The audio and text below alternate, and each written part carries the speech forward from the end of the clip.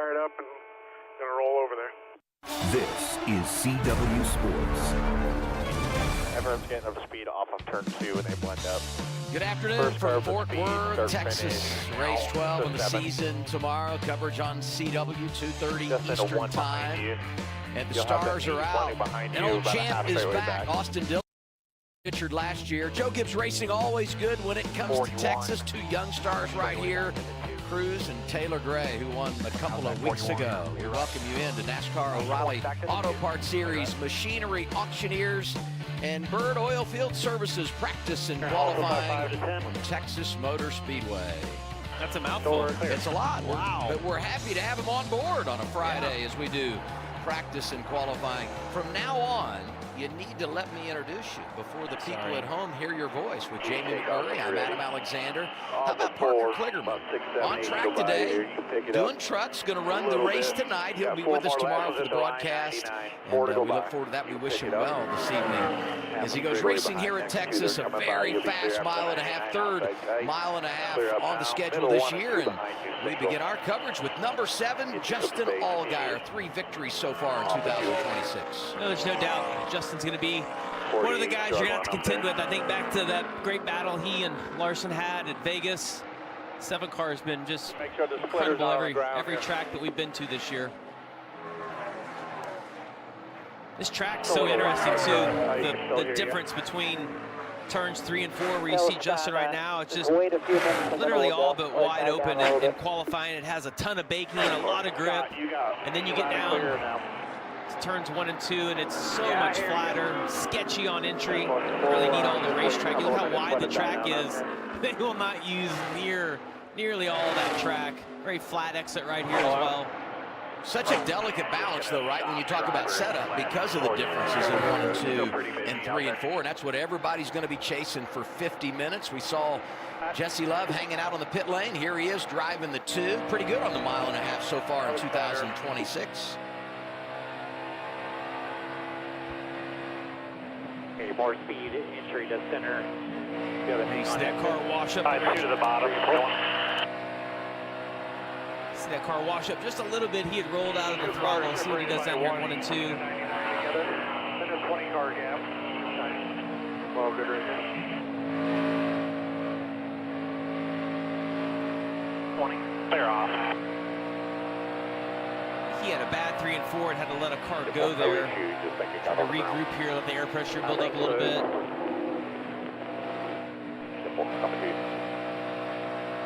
Look down at our bumper. Time starting to populate. Allgaier quickest. Jeremy Clements coming off a top 5 last week, 2nd in practice. Sieg, Sammy Smith, William Sawalich, the top 5 early in the session.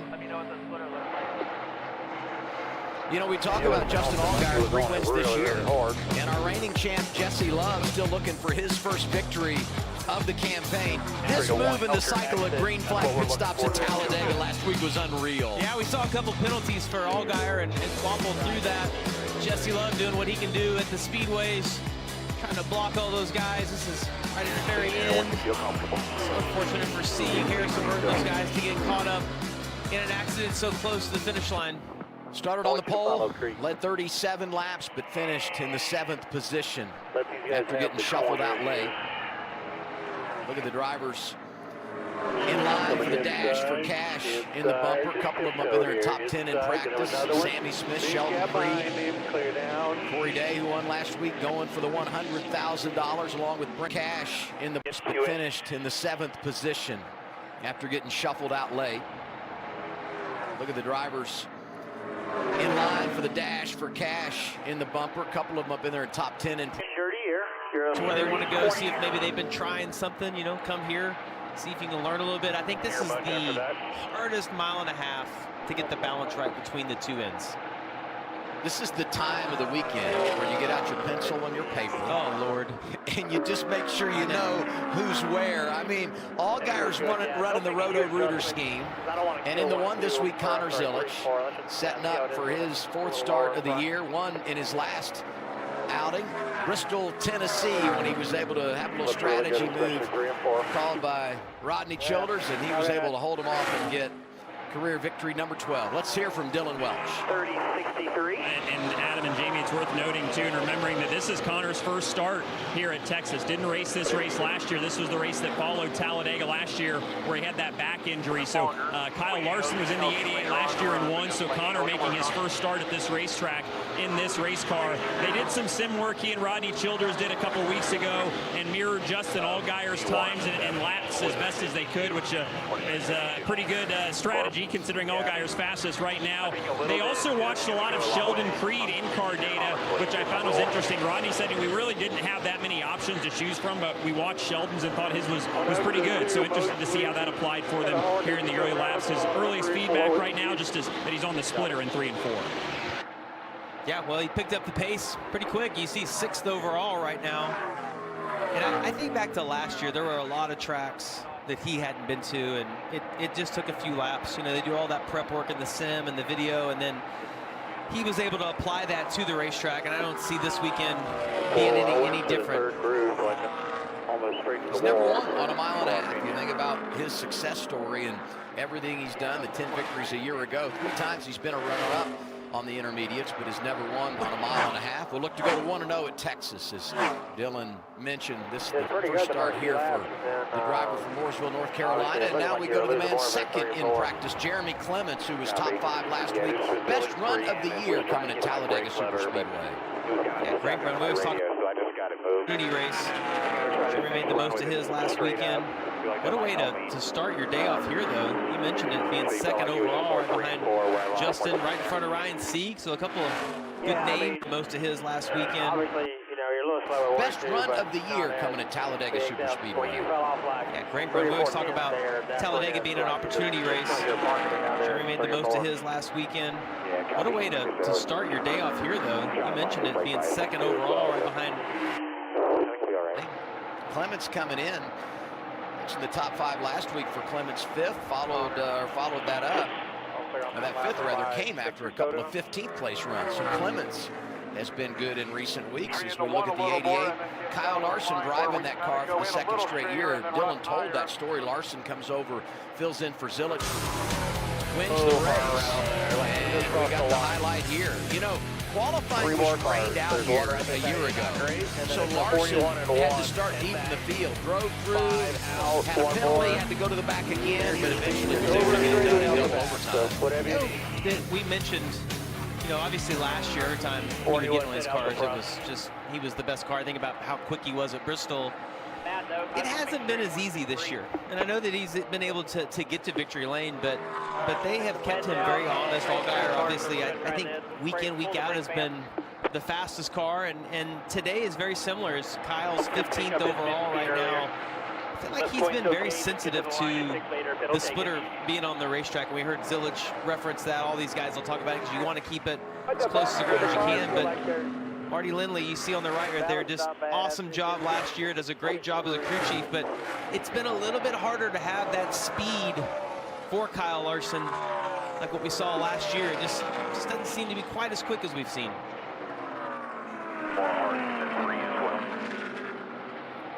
Taylor Gray won the last time we raced on a mile and a half at Kansas. Let's get 54 team radio. It's like an electrical issue, maybe in the D-box, I'm sure. You feel like it started losing fuel, or do you think it was electrical? I don't think it started losing fuel. It didn't sputter at all. It was just an immediate shut-off. When I try to fire it up, it makes this weird ticking sound. Fuel pressure can build no oil pressure. We'll take a listen here and see. You can hear what Taylor's referencing.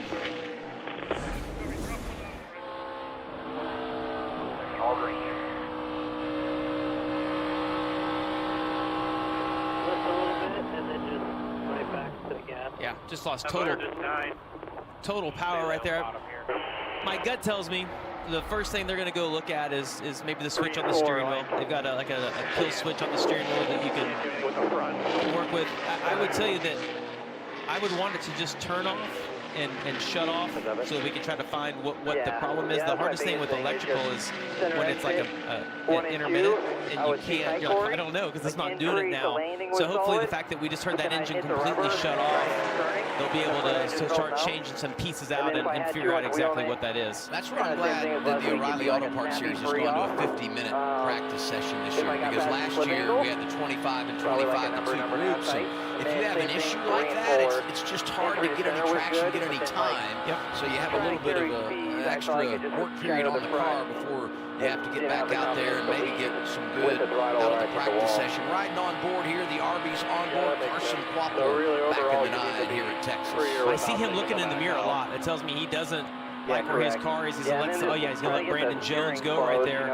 I saw him get into turn 1 and miss the bottom, and he kind of looked out the side mirror, and then he kept referencing, you know, looking at the rearview mirror, which is just an automatic sign that you know you haven't had a good corner and that, you know, someone is catching you from behind. This track's so fast. I don't think that we can put into perspective when you get down to turns 3 and 4. If you could have a little grip meter on the steering wheel when you enter turns 3 and 4, you just start squeezing tighter and tighter because of how fast that feels.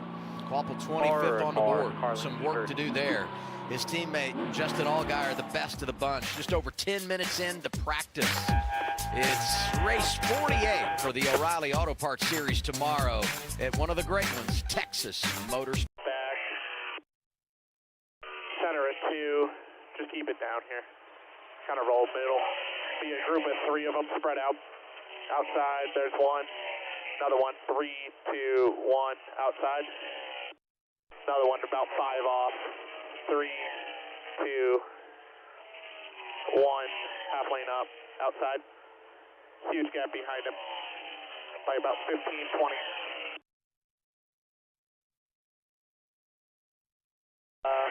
Speedy cash, son. Good lap, 4 tires, Norwegian. Just so you know. Red, second gear, 4100. Copy, thank you. 3.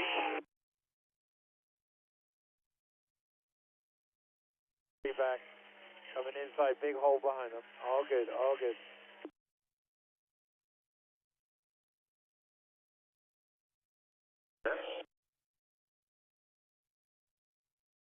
And moving up like I did, both ends fixed my balance completely. Alright, important on that. I don't know that that's a fair assessment. Yeah, you definitely have room to dial that up if needed.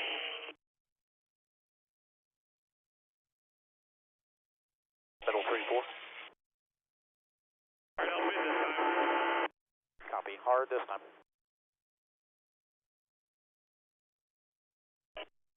Yep. 1. 2 more coming, then you'll be clear up. About 10 back, 5 back, coming outside. There's the first one. There's the second one, and all clear. Learn. I mean, a 1/10 and a half, 2 tenths, we would be like really, really good, okay? 10-4. The splitter looks good, all of that looks fine here. Clean up the side skirts, guys, while we're sitting here. Past, I think you're in and the the ballpark, rubber is kind of still worked in, even with all the rain that you have over, you know, the past year. The area still tends to get a little bit darker, and the guys are still searching, trying to find that little bit more grip. They don't apply that anymore, but just the residual spray that's been on there from years ago. Let's go back to 2024. They're still able to get in about Check out here taking a lot more shape. One last week at There's a lot Talladega. to gain on that end right now. Your 1 and 2 is close, just rear security off the wall, we see it. And that green splitter and All right, 10-4. spoiler for the Dash for Cash. These guys all getting a chance to the top 4 from last week, getting a shot to race for an extra $100,000. It's just what Corey Day needs. It was funny, though, because he wins, and it's his first career win, and very quickly admits, boy, I didn't think it was going to come in the draft. And we all agreed. Well, and quite honestly, I thought it would have been in one of these mile-and-a-halves because he's been so impressive, and I forgot his mile-and-a-half debut at this level was in this race a year ago. Yep. And he was really good. I referenced the fact that, you know, qualifying was rained out, so he didn't have a great starting position, drove up inside the top 10. And I give a lot of credit to this guy on the right, Adam Wall, who led the program last year when they had the Cup drivers coming over, and now is taking on, you know, full-time with Corey Day. And he's really done a nice job managing this young driver that's going to a lot of tracks for the first time. Yeah, so you lined up behind, you won 5 back, next was 8 back from him, then 5 back from him. Here it is. He only led 1 lap. 2 more. You only got to lead 1 lap. That's right. Good to see you guys. Yeah, he did a really good job. I would, you know, I totally understand what he's saying. He didn't think it would come at Talladega, but it did. He did a good job staying out of trouble, made the right decision at the end, was in the right lane. Got a little bit of work to do today. You're 24th overall. I think it's hard to reference, though, that just initial lap, because if you're on the splitter, it just kills your overall speed. Got almost a second of fall off this weekend, over 10 laps. So it, yeah, I mean, like if you miss it just a little bit at the beginning. Kim, you got more on the 17? Yes, Corey just came on the radio before he pulled it in and said, trying to roll speed center 1 and 2, but I need help on the second half of 1 and 2. He said mid-speed is where the most help is what they're looking for. And so he said he knows exactly what he needs. He wouldn't say it on the radio, so I expect Adam, the crew chief, Adam Wall, is going to get in the window, talk to Corey Day, figure out exactly what that was, but it was not something he was going to share on the radio. Interesting. You see him, looks like they're maybe taking that left rear tire off. You can't see Adam's blocking what we can see right here. Maybe going to pull a spring rubber out of the left rear. More comfortable into 3. Do you have any idea how nervous I get when Dylan or Kim reference Adam Wall, but just call him Adam, and then they say what he's going to do? Like, do you know what knowledge Corey Day would get if I got in the window right now? It would be nothing good. I was like, all right, I'm going to trust it. I can feel the right side. I can feel the back side out there. force from everything that's got going on, and then it just. It's a little better right there through 3 and 4. You don't want to watch those guys, especially early on in practice, just how low they can stay and how long they can stay on that white line around the corner. Sometimes, and then other times, once it turns 5. See him really extremely low right there. It looks pretty good. He's going to get a good read off those cars in front of him as well, of just kind of where his speed is overall. And I think being in a little bit of dirty air or just, you know, not clean air is also a good thing in practice to get a read on your car for the race. Ryan Sieg, he's really good, and I referenced 2024, the photo finish here. Mayer wins it and broke Sieg's heart, who's been a runner-up 5 times, still looking for his first victory. And he has to be so excited, though, every time he comes back here. And I think the scoring pylon shows that right now with Sieg being 3rd place overall. I remember that race. I was heartbroken for him. It's so much fun to watch somebody get their first win, and it looked like with 3 or 4 to go in that race that there was no way he was going to lose it, so made it even harder to watch. 0.02 of a second was the margin there, tied for the second closest finish in series history. You know, you look at Sieg, and I feel like there were some moments early in the year where they didn't take advantage at tracks where he typically runs well. Atlanta really comes to mind when he was involved in that early crash. But despite some of the hiccups they've had, you know, he didn't get what he deserved last week at Talladega either. He finds himself 13 points out of a chase position, 14 points out of a chase position in 13th. So he's very much in the game as we head toward the summer stretch in the second half of the regular season. Here's Sammy Smith. Good rally late last week to get the top 5, and he needed to get back on track after a few weeks outside the top 10. Yeah, they were tremendous at the beginning of the season, and then had those 3 weeks where they got a little bit off. But last week, that was a great rebound. He's obviously a part of Junior Motor. Look how high he's running right there. Let's see what his lap time is. If he's able to find some grip up there. Yeah, actually not a terrible lap right there. So it almost like he's searching around a little bit. You see on both ends of the track. This is the line that we saw so many guys run last year. Larson was the first one to find it.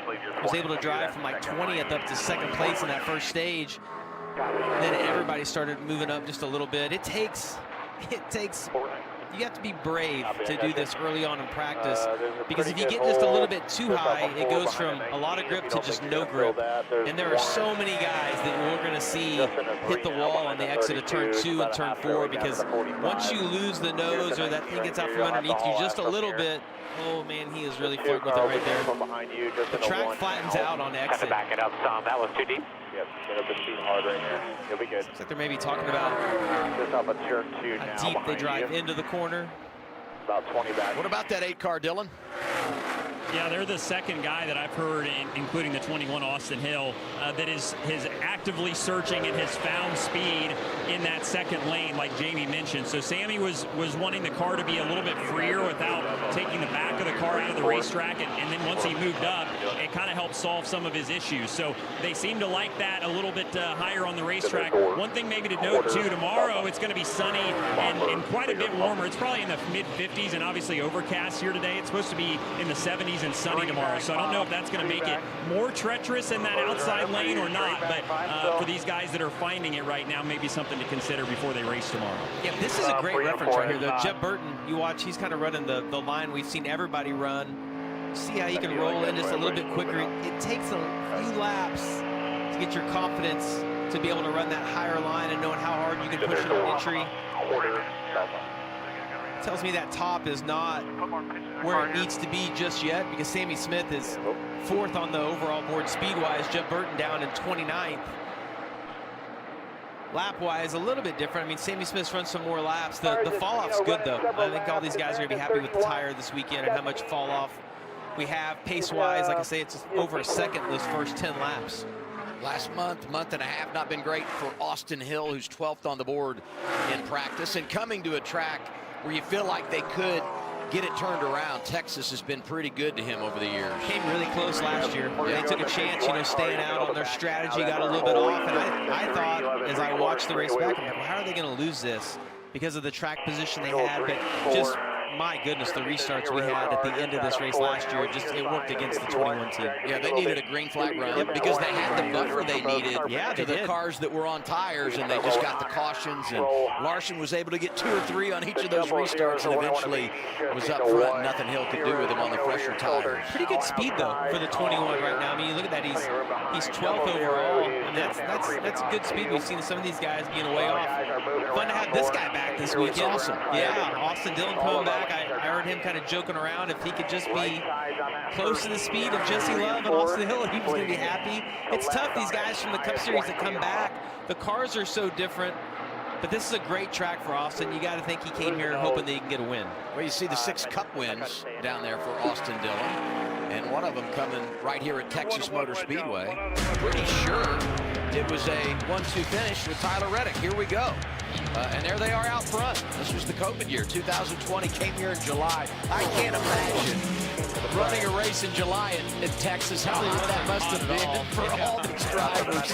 But a great win for Austin Dillon. He's always been good on the 1.5 miles. So you think back to when he won the championship in the O'Reilly Auto Parts Series, 9 career wins, 5 have been on these intermediate styles. So this is really, really a good type of track for him. I guess we should say it's a good type of track for Brent Cruz too, because he's done it one time and he was top 5 at Kansas. I think they're all going to be good tracks for Brent Cruz. I think you're right. But you look at the last 3 weeks and what he has done in very challenging circumstances against elite competition at tracks that are so tough. It just really puts an exclamation point on his talent. Yeah, Brent's got the gift. I mean, I don't want to compare him to Connor Zilic because everybody's their own person, but their background is very similar. They're friends, you know, grew up doing, you know, a lot of the same stuff. And you mentioned it. I mean, the last 3 weeks for him have been impressive. I think to go to Talladega and have the run that he had, just and very similar to Connor last year, where you're just going to all these tracks for the first time. And you mentioned Kansas. I mean, this place is totally different than Kansas with all the banking it has down to 3 and 4, and it has some bumps, and then how flat 1 and 2 is, and just knowing what your car needs. That, to me, learning the racetracks is one thing, but learning what you need out of your car, that's what really separates it. And he's another one of those guys that is going to get that race for that $100,000 bonus in the Dash for Cash. I I think at 19, getting a $100,000 bonus sounds like a win. This is the second time he's been on the list to run for it. I mean, it's like he's just checking all the boxes. All he needs to do now is go out and get that win. Hey, how about Austin Green? You look at the practice sheet, he's 11th. This team has had a host of problems this year, and they weren't able to take advantage on the road course at Circuit of the Americas, where we know he's really good. That's his style of racing. Last week at Talladega, had never been there. First career top 10 finish at an oval, and he's come out at a very difficult mile and a half where he had never been to before today, and looks pretty good in practice. That's great. Just passed a really good car. Yeah. Both he and Jesse Love have similar laps on their tires. I don't know how many laps they have on this run. See Jesse Love still not happy with the 2-car. Can we get more on Jesse? Yeah, Jamie, this has been way more work in this practice than I think the 2 team expected, because when I talked to Danny Stockman earlier in the day before they hit the track, he was really excited, had a lot of energy. No surprise there coming from Downforce Danny, but he felt like they had found something in their setup that they didn't have to compromise either corner. He felt like he was going to have Jesse turning in 1 and 2, but things in a spot where Jesse would be able to get through 3 and off for good. That was the goal. After the first run, that was absolutely not the case. Their pace was way off. Jesse reporting tight. He said more in 3 and 4 than 1 and 2. Actually, the front end was just numb, would not do what he wanted, especially when trying to roll mid-corner speed. The right front just was absolutely dead, he said. So they came in, they made changes, including pulling rubber in the left rear, among other things, sent him back out. Still, that second run couldn't do anything with the front, so still slowly massaging on that machine to try and get it where they wanted, but way off from where they expected to unload this weekend at Texas. Well, got a little bit of work to do, and it's really hard when you come to these places and you don't unload good. Like for the 17, they've got obviously the quickest car, you got a good direction, but when you come here and you think you have something, and then you unload and it just doesn't translate to what you thought the sim or the setup was going to be, it makes for a long weekend, but I feel confident that both he and Stockman will get that figured out by the time qualifying rolls around and be fine in the race.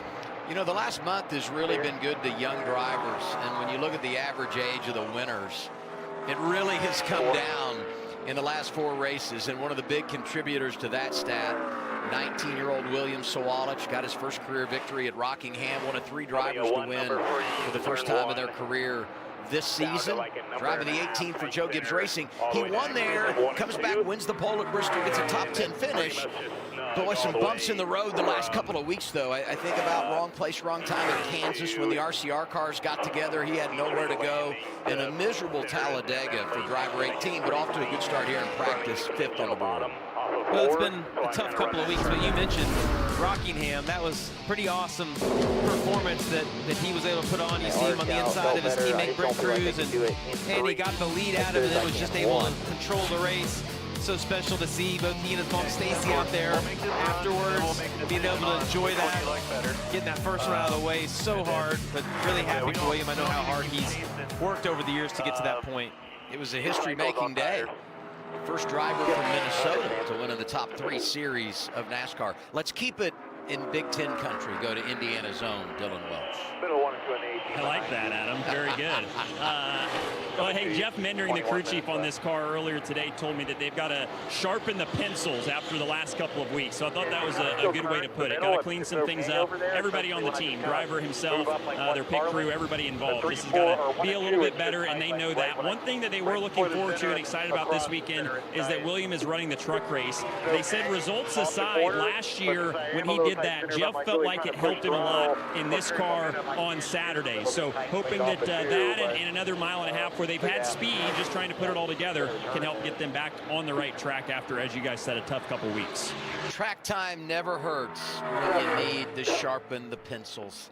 That's a very old engineer mindset saying that, old school engineer mindset from Jeff Mendering. All Geyer leads in practice. Make it tire a little bit better over there with hurt it, you know what I'm saying?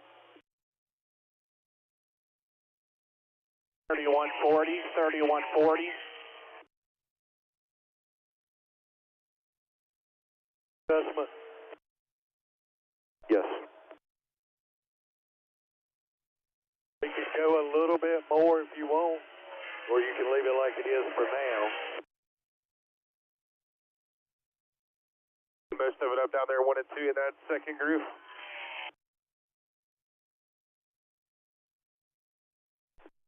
Probably should have had you go earlier, but all good here. Coming outside. And 5 back to 5 after good. All right, there's a really good gap for you now. Plenty of room. Because I trended for like the last 5 laps. Last 2 laps. There. What was the last 2 laps?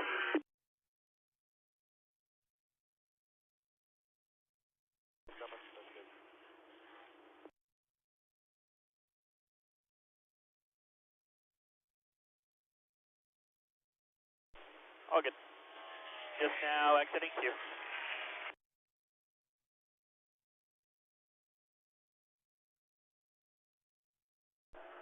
What do you think?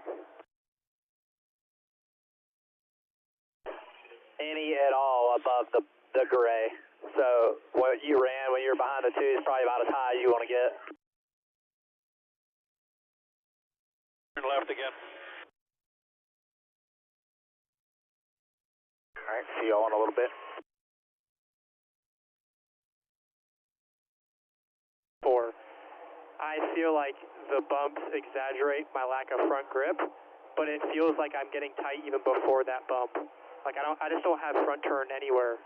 It's always like just the front end feels numb and on top of the track in 3 and 4. Which is like before the bump. Hanging out on the pit lane, driving the 32 this week, Raja Caruth, 23rd so far in practice. Yeah, and I think Raja's done a really good job this year of having to bounce back and forth. I know we talk about it with Carson Quapple and some other guys. 50-lap run, that'll be close. But he's done a nice job having to balance both of these. See him really working that high line A lot better there. that we saw Sammy Smith doing earlier. And listen, as I watched the race back, that's exactly what I would do as a driver. I would have been like, okay, that's the line they wanted to run. We get this practice.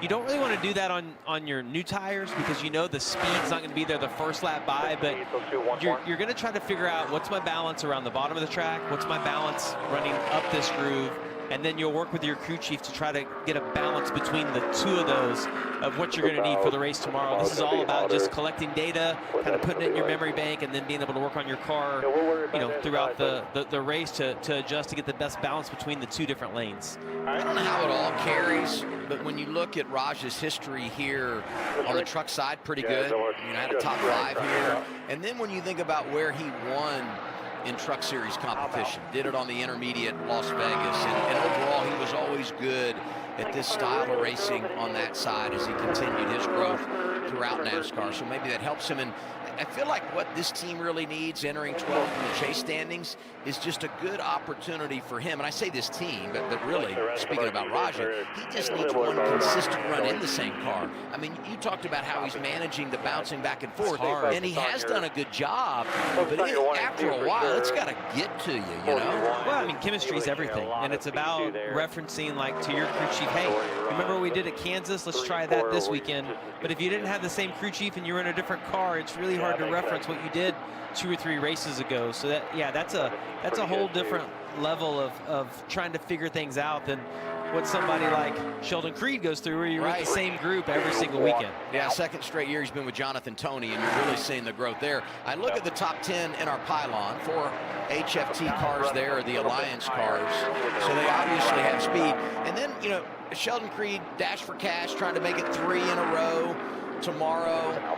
Just been on an incredible run, a career best 8 consecutive top 10s. And you know, you look at his stats through 11 races, career best in every category, got that win at Atlanta. I'm so happy for him getting the fruits of his labor. Yeah, and we have referenced, so take a look back at Sheldon Creed last week at Talladega. He's so aggressive.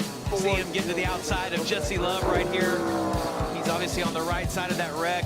You thought maybe he's going to have a run, you know, to get Corey Day coming to checker flag. The caution comes out, but you said it, like the run he's on. And to me, the consistency is not just him, it's also the team. But I think about his teammate, Sam Mayer, And Sam hasn't really done anything personally wrong, but if something could go wrong, wow, the fuel pickup issues, the flat tires, I know he's had some speeding penalties on pit road. Everything has kind of went wrong for Sam, but listen, racing goes like that. There's peaks and valleys, and you just have to enjoy this wave while you're on it because they are doing everything right. Creed's won here in a truck, did so 2020 when he went on to claim the Truck Series championship. You know, I go back to Kansas. He finished second in that race after starting in the back, so passed a lot of cars that night and still scored a bunch of stage points. Riding on board with Jeb Burton, said Creed's won here in a truck, so has Jeb. Driving the 27, Jordan Anderson racing. Jeb's working on his 30th lap, and we've seen him work at the bottom of the track, but as we ride on board with him, I saw through 1 and 2, he's another one of those guys. Everybody migrating towards the top, and I don't know if that's just because the bottom's losing grip or if they're just all trying to figure out what their balance is going to be just a little bit higher on the track. This end of the track is pretty smooth. Hear his spotter say better, so if Jeb did something different inside of the car, he's going to maybe try to push it up just a little bit more. Maybe. Good lap times for lap time there too. Yep, so here, good lap time. I thought the same thing, a 31:15 right there at lap 30. Looks like a decent lap time. I don't think it's race winning, but it's overall not too bad of a time. Look at the throttle though on the bottom. As you watch that bar graph across the bottom, watch the difference between turns 1 and 2, where he's gonna get all the way out of the gas, gonna roll in, use a little bit of brake until he gets to the middle of the corner. As soon as he feels the front end start to grab right here, he'll start rolling back in the throttle. Really aggressive back to the throttle on exit. But then as we watch the other end, it's probably going to be very minimal brake, just enough to make yourself feel good. Jump out of the gas, just to see that, just kind of tickle the brake, then right back to wide open. And I'm telling you, it's so fast on the exit. Your eyeballs start to grow, just making sure that front end will stay stuck and that the back doesn't get out from underneath you. Mentioned the fact he won here in the Truck Series. It was his first NASCAR win in the top 3 series, and it came in 2013. I remember that night, Ward, his dad, was on the spotter stand, and I've said this before, use this analogy, but it was like he zip-lined from the spotter stand to victory lane. That's how quick he got there. He was so fired up. A guy that doesn't always show a ton of emotion was right there after Jeff won. It was so cool. He doesn't chase snakes that fast, you know, Ward. I mean, he catches a lot of them, though. All Geyers, all done with practice, and why not? He's number. Tight on the bottom, but nothing like it was. Obviously faster. 17, a little better. That's matching the entry into 1. That looks a little bit better. The initial build into the banking, the first third.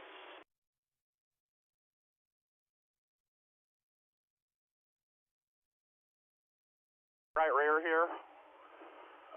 So I just gotta go see where my car's at. So I just want to run 3 laps in clean air and just get a good read on the splitter height and all that stuff.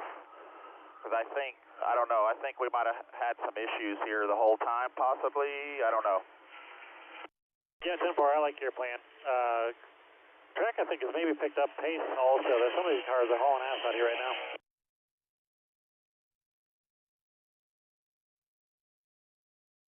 That's good.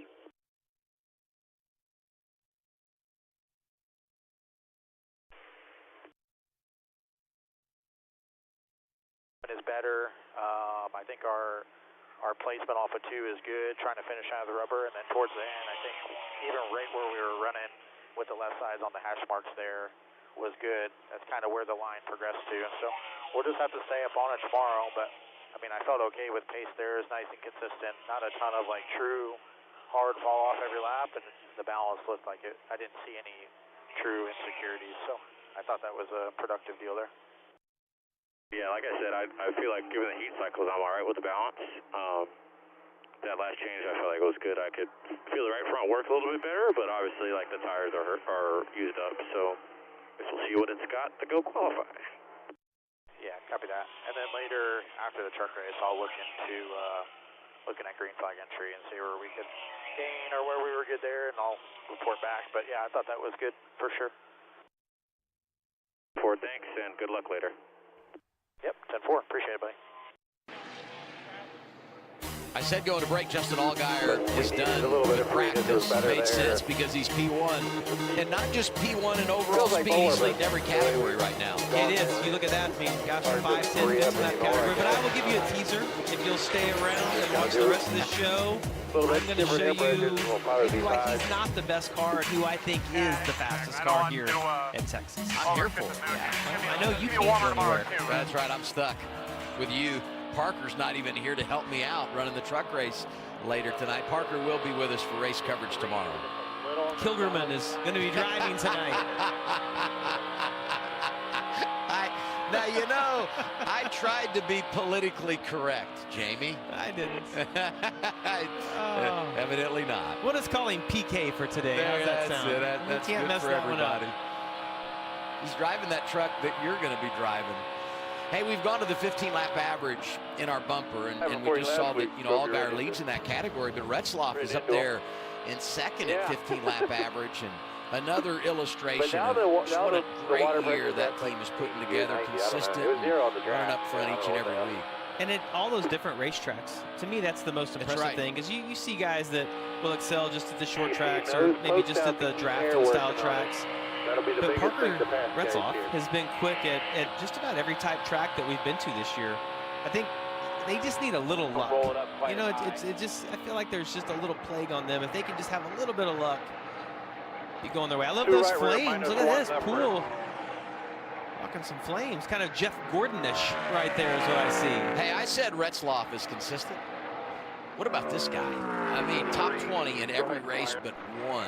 Now, he did fall to 16th in points because of the Brent Cruz climb. But Poole's doing a really, really good job driving that 44 for Alpha Prime. Every year, right? Yep, I mean, that's super consistent. He knows you're not going to take a 20th place car and win with it. He does exactly what he needs to do. And you look at those results, it's just 14th, 14th, 18th, 19th, 15th. Like, he just kind of knows, what he needs to do to try to make the chase, and doing all they can to try to make that happen.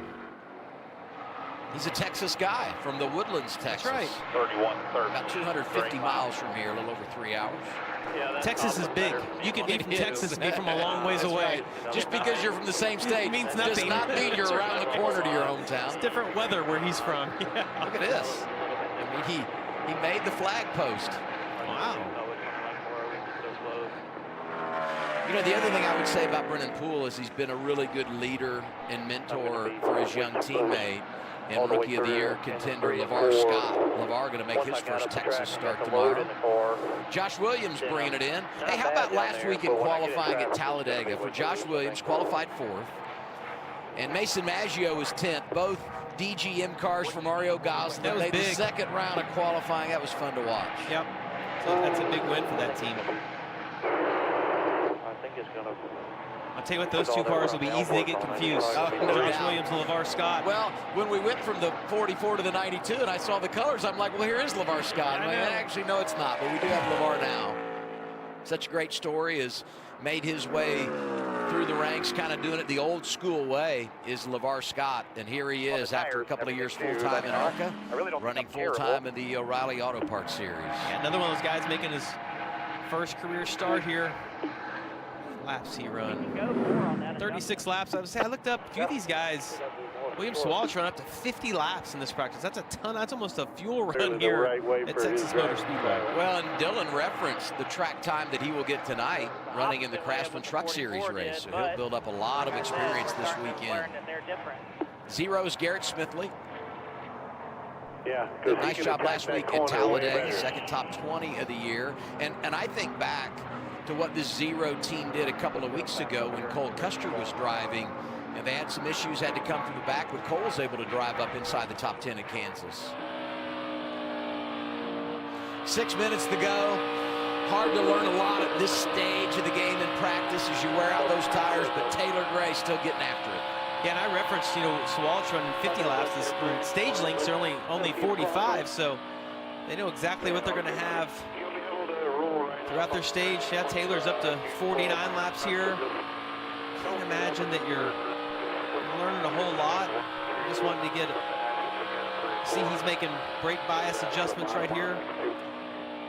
I'm He had that thankful he's out electrical there. issue. Yeah, he had that electrical issue earlier. Did they ever? I don't know that we ever heard exactly what happened to him. You see, that's a great thing to try here. I like that. We see a lot of issues with guys making green flag pit stops. If they don't have a reference, he'll do that in practice here. And Adam, what I always did is I would have in my notes a reference on the outside of the wall. And if we could see that right now, there'll be like a light or a billboard. I would pick something that I would use as my reference in practice. And if I knew that I could get to that, you know, in practice, then I know to go a little deeper in the race, and it's been, green flag stops have been an issue or a winning or losing move all year long. Well, I mean, that's what won the race for them at Kansas. Taylor Gray gets the victory because of how they executed the green flag stop. This is what we saw earlier from Jesse Love, just weaving through those slower cars that were coming off the pit lane. And so many times in that final stage, the complexion of the race changes because you go 45 laps in stage 1, 45 laps in stage 2, and then you get that long run in the final stage, and you have to execute the pit stop. Let's go down to Dylan. As some drivers starting to call their session good here. Parker Retzloff is 7th on the chart, but 2nd on the 10-lap average, which is maybe the important one. So how good did the 99 car feel out there?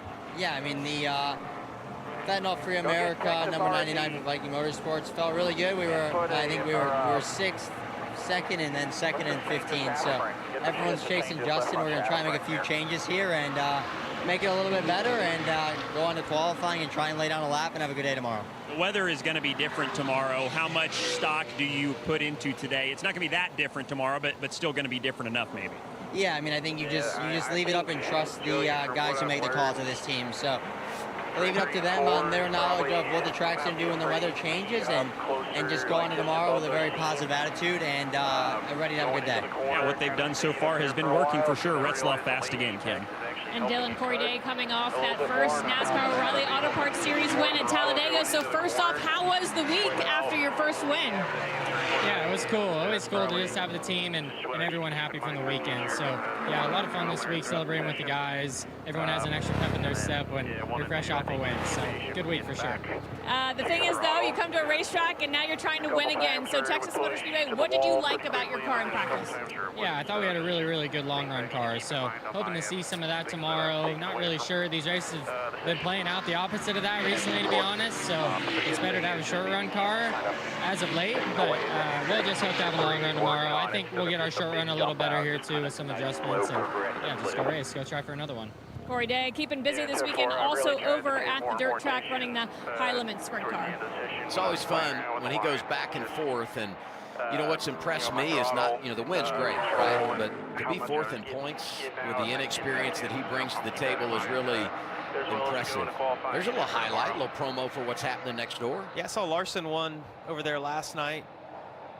Corey Day, extremely good. I mean, over there and over here. Yeah. But to me, Corey Day, it's been one of the best stories of the year because there was just a lot of unknowns with him and how he was going to perform and what they were going to be able to do. To me, he's exceeded expectations of not just performance on the track, but kind of how he's handling himself right now. We know that there was the conversation with Rick earlier this year about, you know, taking responsibility. We can't have the issues he had those first few races, and he cleaned that up. And it's been really impressive to watch him. And I give a lot of credit to Adam Wall. You see in the background right there, like his demeanor. When you're a young driver in any series, and I think about like a Denny Hamlin. I remember when he was with Mike Ford years ago. I feel like the driver personality and the crew chief, they almost kind of are the same. And those two guys have done an awesome job this year of getting the most out of that car and being as consistent as anybody. I said this earlier, but when he won last week, he only led the final lap. He became the 6th driver in series history to get their first career win by leading only 1 lap. I feel like I know. Can you I feel like you're going to Paul Harvey me. Can you name anybody else on that list? I am going to go with Jamie McMurray is on that list. Atlanta 02, right? Did I only lead 1 lap there? Is that right? Well, Atlanta, yeah. Do you know who finished 2nd? Do you know who you beat? Joe Nemechek? Yeah. I know that Michael Waltrip was supposed to win here. That's right. He reminds you every time you see him. Yeah, that's right. Hey, we saw Dean Thompson there and didn't get a chance to talk about him, but I did want to reference the great run they had last week. Not a lot of things have gone well for Sam Hunt Racing in 2026, but Dean got a top 10 at Talladega and scored stage points. And Texas has not been a great place to him. Had that terrible crash here in the Truck Series a few years ago, but he did get his only career top 5 on a mile and a half at Charlotte last year. So some positive momentum maybe for that team. Some good thoughts as we come here to Texas. He's going to wrap the practice session 17. Well, there's going to be a lot of thinking going on right now. Everybody's done with their practice. I mean, some have been done for a little while, but what adjustments do we make for qualifying? And then what are we going to do for tomorrow in the race? I would say, too, qualifying is big, because we know being in control here is an enormous deal, and when you have to come from behind, it is really difficult at Texas. So that puts a lot of focus on this qualifying session coming up. Yeah, and in all fairness, I mean, it just shows the speed that you have in your car. If you don't have it in qualifying, it's not like these guys can go back and change the setups of the cars. I mean, if you have speed in qualifying, you most likely are going to have it in the race as well, and vice versa. 3-time winner this year, 31 wins in his career. Justin Allgaier has never been able to deliver a trophy at Texas, despite the fact he's been great here. But he was P1 in practice, qualifying on the... I went safe coming here for your first time, but it sounds like I can take 50 pounds out of it. You'd be pretty sporty. I'm a dirt racer, dude. That's what I do. Nice job working through all those changes, guys. Anybody know where our drain hose is?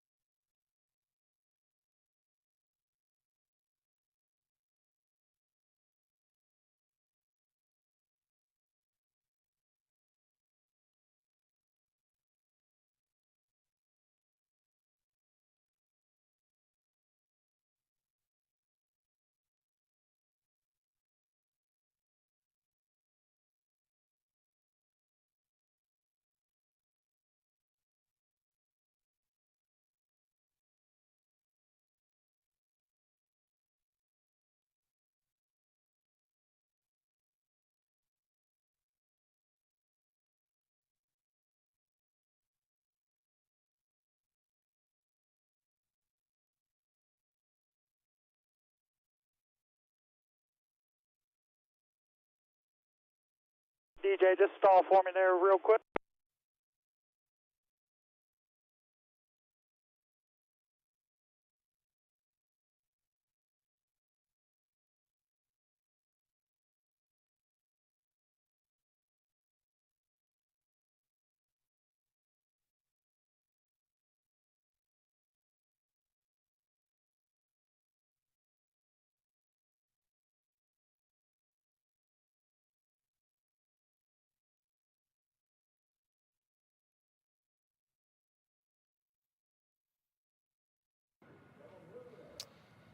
Practice done for the O'Reilly Auto Parts Series here at Texas Motor Speedway. Justin Allgaier leads. I would say it's a bit of an interesting top 10 when you look at this done.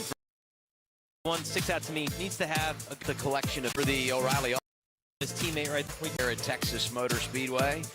Justin Allgaier leads. I would say it's a bit of an interesting top 10 when you look at the collection of names and teams there.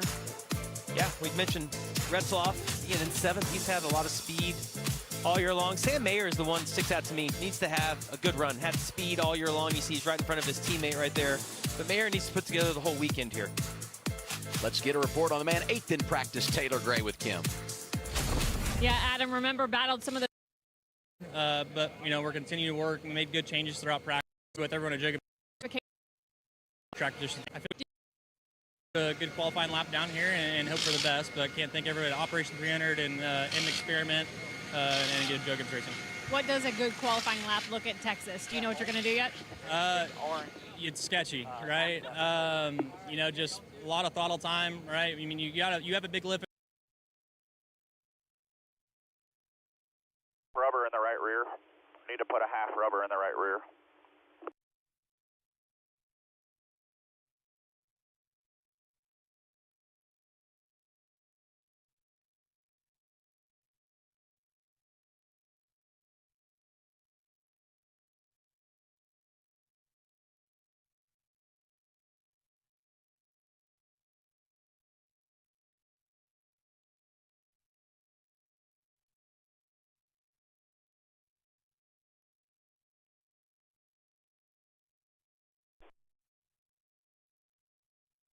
the fastest on 5, 10, 15 lap average.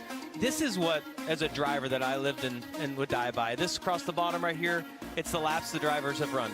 See over here, this is their lap time. Ideally, you want to start at this bottom corner and be as low as you can. What I like about what I see here, I know that Allgaier right here in red, you see he's lower to start with. A lot of that is determined by the time that you went out. He decided to go out right away in practice. Kyle Larson decided to wait. But what I see, and I know we're going to have some long green flag runs right here. It's about lap 20 right here. You see how the blue all of a sudden starts going down, and you see Allgaier is still kind of running this linear path 20 right here. If I'm a driver, the blue all of a sudden starts going down, and you see Allgaier, and I see where he is on that lap 20. It's almost 0.3 of a second. He was quicker than Justin Allgaier. I like the way that looks. That's who I'd be putting on my fantasy list. Well, and I would say when we get into that final stage tomorrow is when that really pays off with those long runs we undoubtedly will have. Let's go back down to pit road and Kim. Yeah, caught up with Brent Cruz. The fun thing about a rookie driver is there are a lot of racetracks that you haven't seen and raced at. So first time at Texas Motor Speedway, what's the big takeaway after being in your car here in practice? Gosh, it's fast, but it's a lot of fun. My Mobile 1 Toyota GR Supra is really good. Got some dirty air there those first couple laps, so that's why we're back in 20th. But overall, looking at the speeds later in the run, we're pretty good. Just trying to figure out how to qualify these things still. Hopefully I can figure it out later today with the nice weather we got going. So many drivers we talked about describe this track as sketchy. Did you reach a point in practice where you would put this in the sketchy category? Yeah, for sure. I was a little bit on the tighter side, so when I was on the throttle on exit, the wall would approach really quickly. But my teammate Taylor came up to me and before practice and he was like, "Were you nervous? Or are you nervous?" And I was like, "No." And he's like, "Well, you should be. This place is sketchy in the race." So, yeah, eye-opening for sure, but I'm excited to get going. Yeah, it feels like you're having fun. I think so.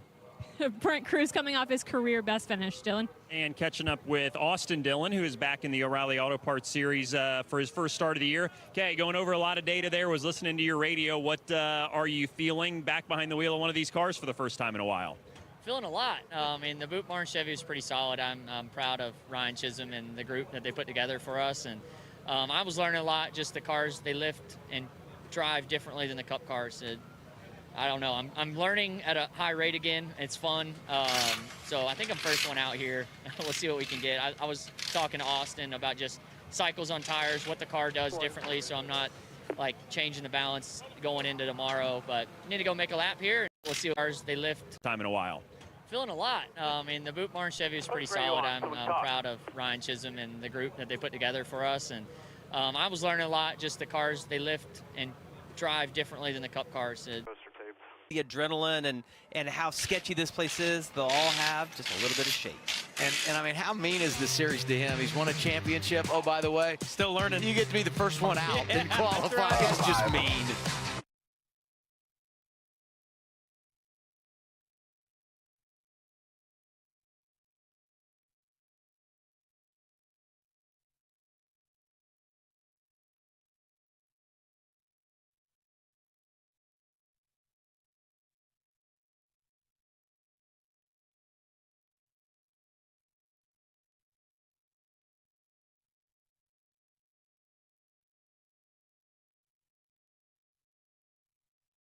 Down there, it's like the file drawer I keep them in.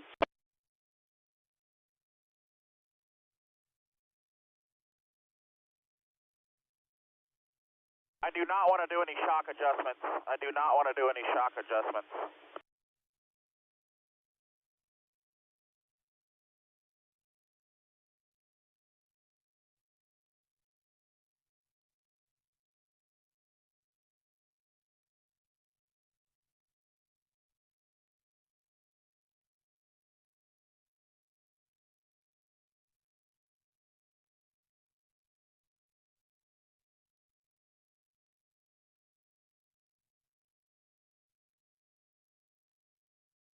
Seconds.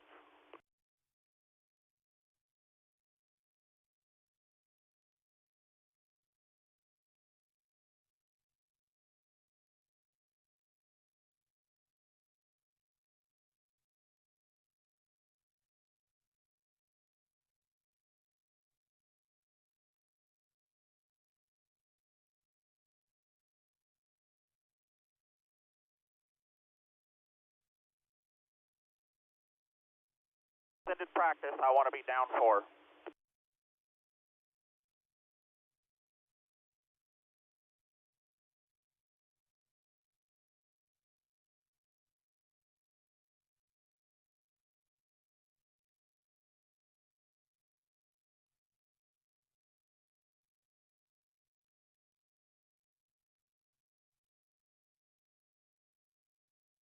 3.5 out of the right rear. Down live on CW at 2:30 for the O'Reilly Auto Parts Series and FS1 the place Sunday afternoon. Cup cars racing at 3:30 Eastern Time. Now we rewind to last Saturday's race for the O'Reilly Series at Talladega. Here's a little radio session. 27. Talladega Super Speedway. There's no place like it. Check 1, can you got me? I got you. Get our game face on here. Go to work, get them one at a time. I know you're nervous as right here, buddy. Just hold that thing on the floor. 3, 2, 1, be ready. Green flag, green flag. Tight ahead, on your butt to 8. Oh, we go out! Patrick Starpoli into the wall. Hang on to it here, hang on to it. That was close. On in, didn't slide anything. Bumper, you're clear, clear, clear. 2 feet, 1 foot up tight. Here comes the shot. Just so you're aware, per NASCAR, that was as far as you could go on making that pass down the back with the L line. What do we got to make block moves? We got to be aggressive with it. We got to get some more speed in this thing. It's like a freaking roadblock. It just won't go. Do not hit me from the lead in this thing, dude. You will tear up. Doing great right here. Just keep holding the pretty wheel. Still there. Still inside tight to your door. Contact 3 wide. Coming back to the white. The 18's a lap down. We're hoping you can work with us. He's far inside. 2 top, 1 inside. And it goes there goes Leer. Out of line. Still 41. Sorry, just trying to pull the 19 through. Yeah. What the is he doing? They're wrecking their asses off of 4 here. Come back, check your crew. Keep the double zero in the mirror. There's the yellow line down. We did it. We're going to do it, baby. Let's go. His first career victory comes at Talladega Super Speedway. Hell yeah, buddy! Dude, you're such a badass. Way to do it. Never in a million years did I think my win would be at a super speedway. And we're not going to make Sam Mayer relive Talladega. Instead, let's look eyes forward to Texas Motor Speedway. This is a place that's been great for you. 4 top 10s in the last 5 races, including a win. Do you have a car that can recreate some of that magic here at Texas? Definitely. The old Andy Chevy is pretty good. I'm really excited to get out here and do a little qualifying lap. This place is tons of fun to qualify at, so we haven't done it in a while, so we'll all kind of find out together what we got, but I'm super excited. I think everyone at Haas Factory team has done a really good job, and the Hendrick engine department's been doing a good job all year in qualifying. We have 2 poles already, so hopefully we can go chase the 3rd. Good luck. Thank you. Sam's right. They have not qualified here in a while. Should be fun. You heard the word sketchy. Again, not fun for the drivers, but it's going to be interesting to watch who takes home the pole. Practice already done.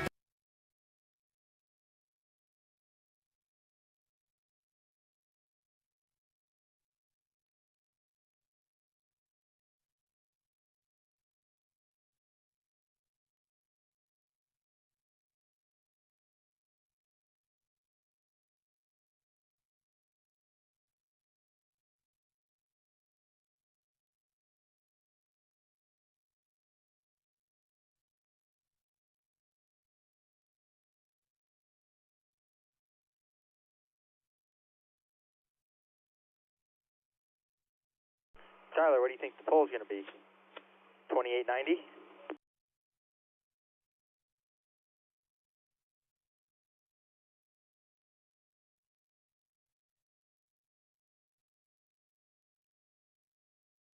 Too late, you know?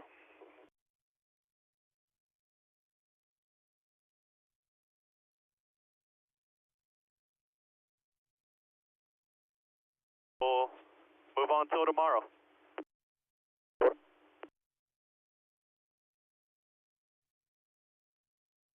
Any of the fast guys, can you tell him how they were arcing and listening in the corner? If you know, he's worried about that a little bit.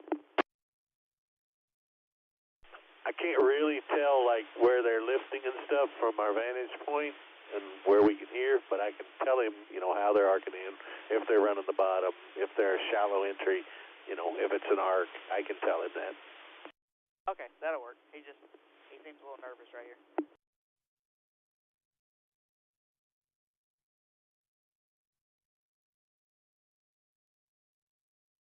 As long as you're not too high, right? Yeah, no, for sure.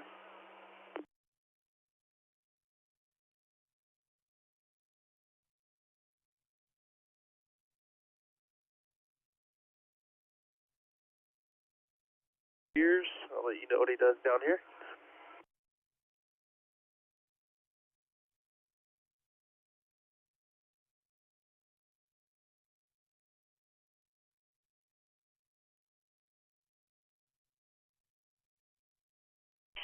Race 12 comes your way tomorrow.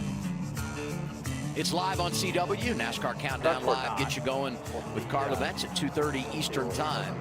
And as we get set for the qualifying session here in our third mile-and-a-half race of the year, it's one round, it's one lap, 38 cars here. Everybody makes the show. We use the metric to determine when you go out. Austin Dillon driving the 3. They haven't been around this year. They don't have any points. So the 2013 champ is first up. Get the hand cam ready when he finishes up. We heard Austin referencing, trying to learn. He hasn't been in an O'Reilly Series car in a while. You see he's hooked right to that white line, though. Talked about how early they get to the throttle, and then there's just such a big decision down here to be made of how much throttle you can use if you roll out all the way. Gosh, that car looks really all out right there. You see it hitting a couple of those bumps. He ran a 30.07 in practice. Ooh, nice pickup. Wow. Yeah, how about 29.35, 7/10 better than what he did in the practice session. He was 19th in practice earlier, and I would say that'll easily get you inside the top 20, top 15 when it comes to qualifying. Yeah, and the one thing about this track, and it happens almost every week, and we'll have to pay attention here to see how much rubber gets picked up, but the track is typically going to get faster. Not only does it get cooler outside, but just as the rubber gets picked up off of the racetrack, is getting a look at Brad Perez right here. The super sub does everything. Yeah, does everything in the NASCAR garage. Yeah, it's cool to see him out here getting to run again this weekend. Twice this year, he's been at the track working for a team, and then went and got his helmet and jumped in to fill in for a driver who got sick or was injured. He's second. After going 31st in practice, he ran a 30.57 in practice, picks up here 3/10, 30.22. Dawson Cram normally drives 74, this week driving the 35. Yeah, I got you, Harry. Dawson practice. Dawson was 36 and a 31.12. 29.35. D1. Hear him out of the throttle right there. A good lap going right here, though, only 2/10 off. Yes, sir. Austin Dillon. Really good lap going right here. Yeah, that tracker tells you so much. Losing a little bit in 3 and 4. Yeah, it's interesting. I would have thought 1 and 2 would have been the much more difficult corner versus 3 and 4, but still a good little lap right there. 29.98 for Dawson. Nice pickup from practice. Really good pickup for driver 35. He picked up a second and 3/10. That's great. Josh Williams hits the track as we go to Dillon. All right, we're going to do our most difficult walk and talk yet here. Okay, the car's going to stop. This is going to make it easier on me. Let's chat with William Sawalich here. Okay, you got to run some truck laps earlier today. Got to run some laps in the O'Reilly car here. We've heard guys describe this as sketchy. Does it feel that way for you guys out there, too? It turned really good right there. In qualifying, I guess. I wasn't ready for it. We were pretty tight in practice, so I mean, that's a lot more controllable than a loose race car. But trucks are wide open around here, so it's a big change hopping back in this car, having to use some brake in 1 and 2, and a little easier in 3 and 4. But we're still going to be, ripping. That's for sure. Thanks, William. Going to be ripping. I would say that describes it. Josh Williams was ripping in the 92, 32nd in practice. He goes from 30.61 to a 29.52. Really good pickup there as we go on board. Carson Quapple driving the 9. Yeah, let's listen as we go down through 3 and 4. Watch that throttle on the right. Let's see how much he's out of the throttle right here. Probably just 4-wheel slide. 1 and 2. Pretty solid. What do you think? I saw exactly what you said there. Yeah, he lifted just a little. I know we didn't see it on the throttle trace on the bottom. You could hear him roll out just a little bit. Right as the car start hitting those bumps, you start losing the front end just a little bit. In order to keep that underneath you, you have to roll out the throttle. But great lap right there, 29. Good lap right there, but yeah, really good lap. Picks it up from a 30.22 in practice. By the way, you look at the bumper, and Ryan Ellis is not going to go out and make a qualifying run in the 02 for Young's. Had an axle seal problem, so they'll come from the back tomorrow.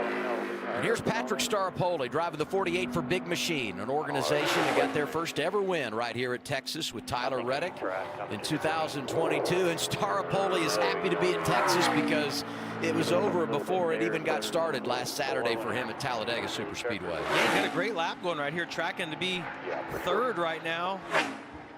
See turns 3 and 4, lost just a little bit of time right there. Ended up 4th overall though at 29.50. The track has just gotten fast. Unbelievable. Man, track has picked up a ton of speed since practice. Yeah, I see that 48, and I think about how good Nick Sanchez was in the race here a year ago. What's going on, Kim? A guy that's also good here is Ryan Sieg. Everybody remembers that close finish 2 years ago. You were surprised we wanted to talk to you. You said, you think I know how to get around this place? I think you do. What does it take, though, to be good at Texas Motor Speedway? I mean, of course you have to have a fast Jimaro Chevrolet to start with, but no, getting off turn 2 is probably the biggest thing, and then able to just carry speed in both corners and just having enough security entry. So, but we're pretty close. So I feel pretty confident. We've come pretty far from this season, just figuring out where we need to be with the different manufacturer and different stuff we've had this year. So just a lot of hard work, and we're just grinding it out, and now we're pretty close on our points. So hopefully the win will come here soon. Ryan Sieg, one of the best when it comes to the mile-and-a-half. Really good qualifying run for Anthony Alfredo. After going 14th in practice, he jumps from a 30.009 to a 29.31. He's second. Here's Raja Caruth. A lot of green for driver 32. What a lap Raja has going right here. See him through turns 3 and 4, washes up just a little bit, but the tracker is still really happy, continuing to get better and better. From a 30.19 to a 29.063, Raja Caruth leads in qualifying. And he's got to be happy with that. The track has so much speed, and just as a reference, the last time we qualified here was in 2024, and Jesse Love ran a 29.09, so that lap by Caruth quicker than that. There's Harrison Burton in the 24.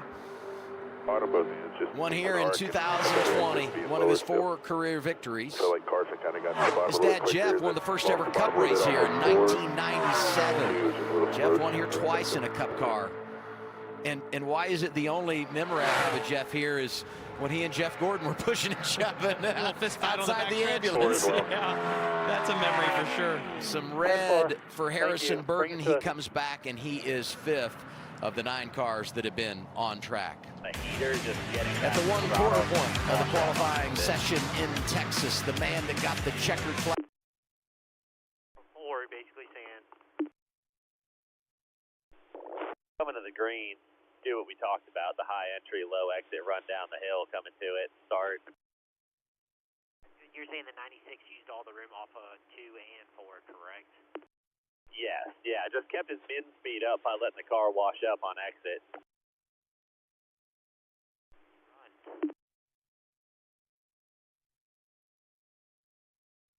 Off.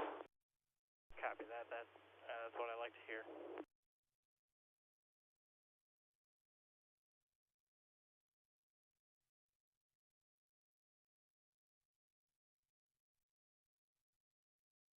He was just a car higher on exit because he got back in the gas earlier.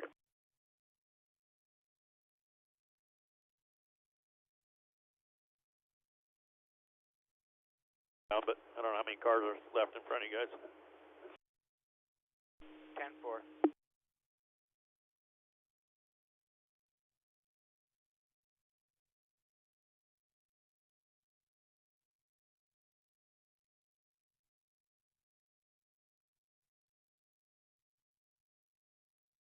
Yep, I will. Yeah, like I said, the trucks didn't seem like it was an advantage either way, but 32 was quite a bit better than the 9 by running up there.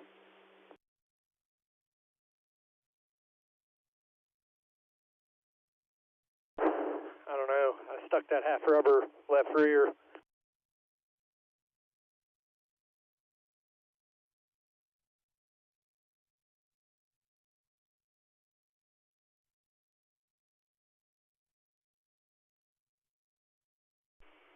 Just tight.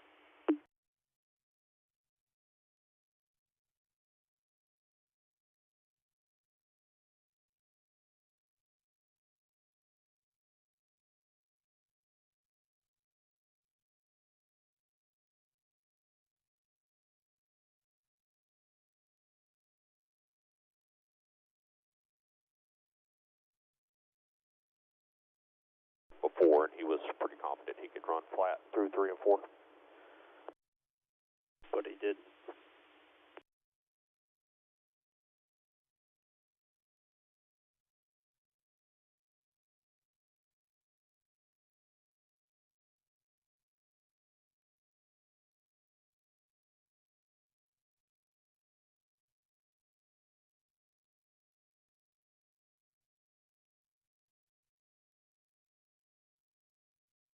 Two.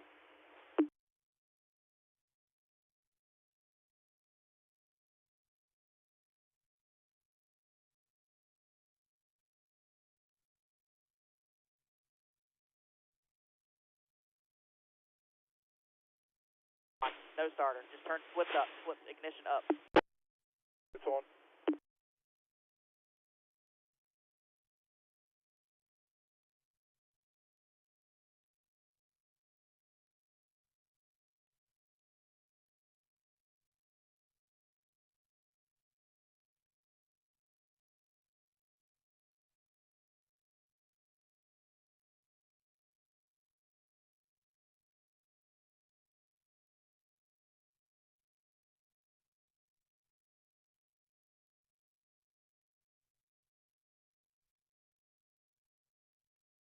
Guys, got to back up. Can we make that swing without getting the 55's way? Yeah, push, push, push, push, push, push, push, push, push, push.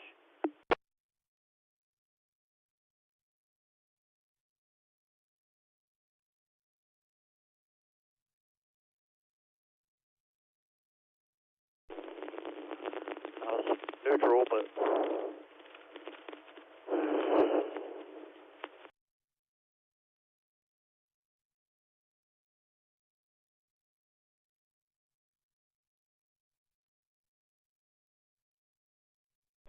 mile per hour.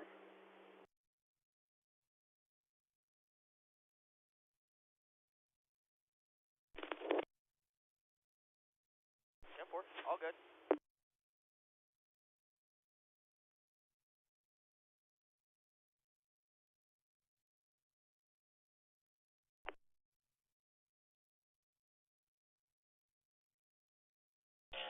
And then, I don't know if he thought he was going to get tight or what, but he did lift at 3-4.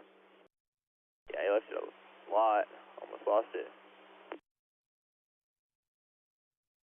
Yeah, I think, like we talked on Tuesday, for qualifying, make sure to still prioritize that entry value into one. Don't back it up too much. Yes, I agree. Yeah, it's a long way down in there. I think it's deceiving.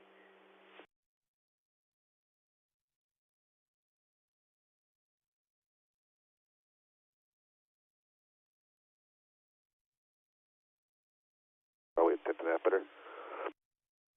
Okay.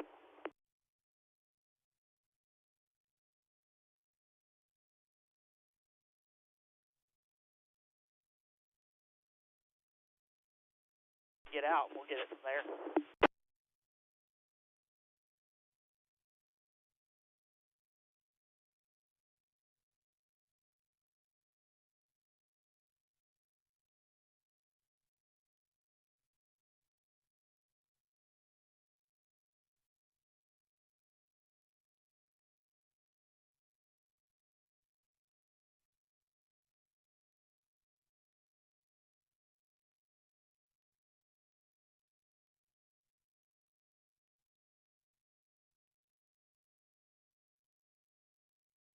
I think I maybe had a tire up there, or definitely hit the skirts that time there in 3 and 4.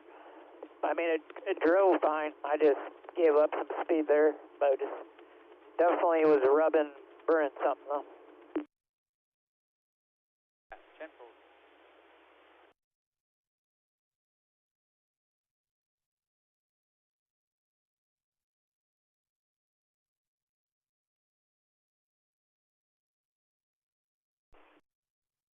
I was watching his in-car.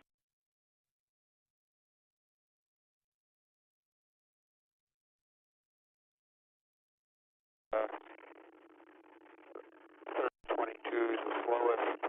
Anything from a 29.6 to 8 will get you a ballpark, I think. 50 to an 80, somewhere around there. Cover that, that's what I figured.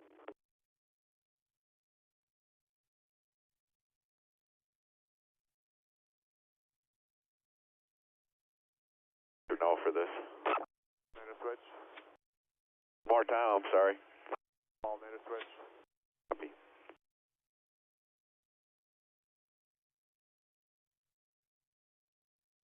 The 91, so the 0 is going to go, and then the 91 is getting held for another commercial break.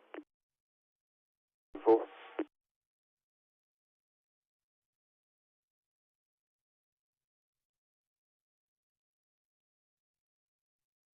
Quicker, just 1, 2, back to wide open and 3 and 4. Copy that, how's your balance? Pretty neutral, just a little bit of free on the 2. Copy.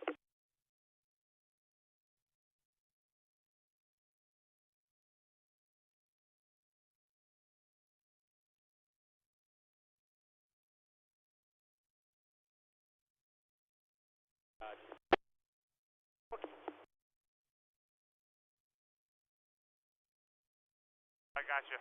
41 was a little loose out there in their lap. What'd you do here? 222 or 224?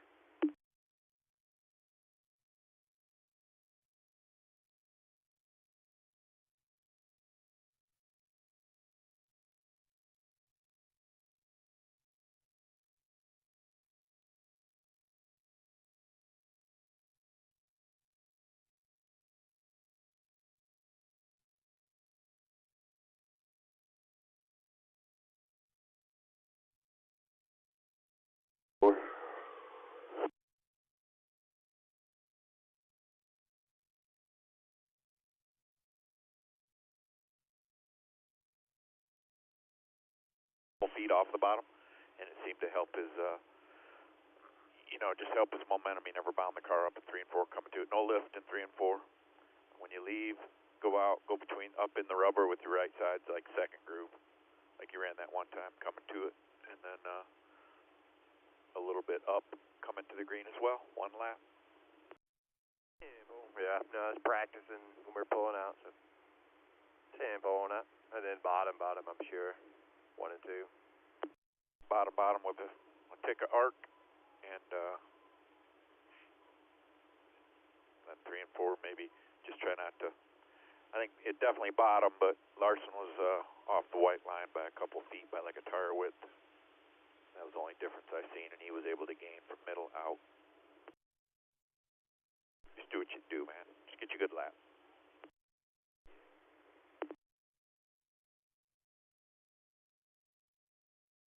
And you'll talk about grip. Fast time is a 28.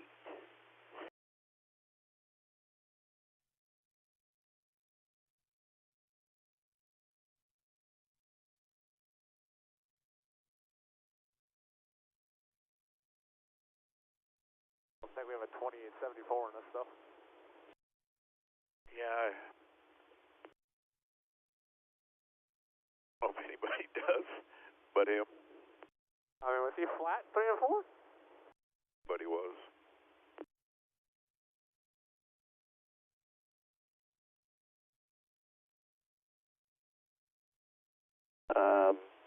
Biggest thing that helped him against the 54 off of 2 is he was able to tip in earlier. Actually, he tipped in later and more of a light switch, where the 54 tipped in earlier and had to wait. And he had lift shape off of 2, so just cutting distance. And I think the 54 had to lift a little bit in 3 and 4. And Larson did not. Yeah, 10-4.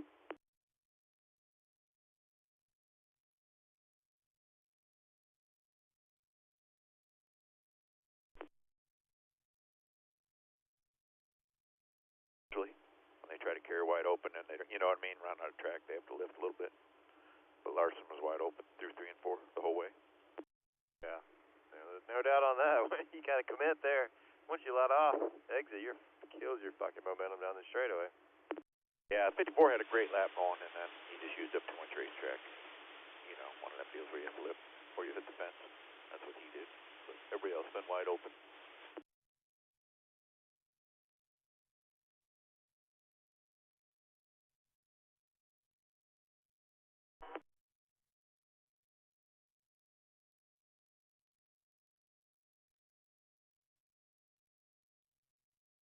the green first time by. Yes, sir. Thank you. In this area over the years, right here at the interchange with the interstate, and I mean, there's just been so much retail that has gone up here in Fort Worth. It's unrecognizable. It is, compared to what it was when we were coming here 25 years ago. Brisket sandwich right there. Well, this is where I saw my first Buc-ee's, I think. Is it? I believe so. Actually, I have been to that one. Of course you have. Yeah, that's right. I forgot. Charles Street. Buc-ee's is a fun place. I can't believe we don't have a Buc-ee's race car yet. You know that every race team in the garage has tried to sell them. Surely. They need your marketing mind to help out. Tell you what, if they want to sponsor a 15-year-old to modify it, I know the right guy. Banner week, a week ago at Talladega in qualifying for DGM, Mario Gosselin. Josh Williams has already been out in qualifying. He is 12th. Here's his teammate, Mason Maggio. LeVar Scott, Ryan Ellis, both having mechanical issues, did not make a qualifying run. So this is actually the 18th car we've seen on track in the session. Yeah, and all these guys are going to feel good. Almost everybody's picked up at least a half a second from practice. So inside of the car, feels so much better in practice, the amount of grip that these guys have. Cool. Mason ran a 30.90 in practice. See that, 29.61. So going to put him 14th overall. But think about it, inside the car, it's a 1.3 second pickup. I can tell you, that feels amazing. Here's the good news. You picked up 1.3 seconds. Bad news is you're 14th. You should, I mean, you feel like it owes you more. Bad news is you need 1.2 more. That's right. That's right, yeah. High expectations here for Ryan Sieg, not just because of his history at this racetrack, but we talked about HFT and the Alliance cars and what they did in practice. Mayer the best of that bunch right now in qualifying, up there in the 6th position. And Ryan was 3rd in practice, so extremely quick right off the truck today at a 29.60. Tracking really good right here. Should be 2nd overall behind Larson. He'll be able to back up what he did in practice. Yeah, 2nd at a 29.01, so good lap right there for Sieg. You're either good at math or you can just see the future. You know that? What do you mean? Well, you're predicting where he's going to be, and you nailed it. Well, I mean, good at math, no. Just good at predicting, I think. Dylan? Let's catch up with Jeremy Clements. As we said, 5th last week, 2nd in practice, so this thing's got some speed in it again. What kind of lap do you think you can lay down here? I don't know, Dylan. I got to go out there and scare myself. Looks like the speeds are way up, but Alliance Driveway Solution Chevy's fast and made a lot of good changes during practice to get it better on the long run. So I'm excited for what we got. So I'm just going to try to go out there and hustle this thing as hard as I can. And hope we end up at the front. Thanks, Jeremy. It's always nerve-wracking to sit in the car and know what you ran in practice and what your car felt like, and then see how much time they picked up. You know it's going to stick, but it's hard to sit there and look at that and know how much quicker you have to go. Josh Bilicki goes 18th right there with his teammate. Here comes the 53, another Texas native, David Starr from Houston. Man, there was a time David Starr at Texas Motor Speedway in the Truck Series had a shot to win so many races here. He was actually an instructor at a school that was at this track, so had run 1 million laps here before. It's always been a great track for David. 3 and 4 coming up. He's put a lot of miles on the road, but he looks like the same guy today that he did when he was winning all those trucks. Not at all. It's like Benjamin Button almost, right? There you go. Maintaining. You know, and he was doing a podcast for a while, so he's dipping over on the media side. Qualifies 20th. Just below the top. The 21 that have taken time. Sorry. Over 500 starts in the How many years is that? In the top 3 series of NASCAR, dating back to 1998. So closing on 30 years of competition, which is crazy. Good for him. It's a long career.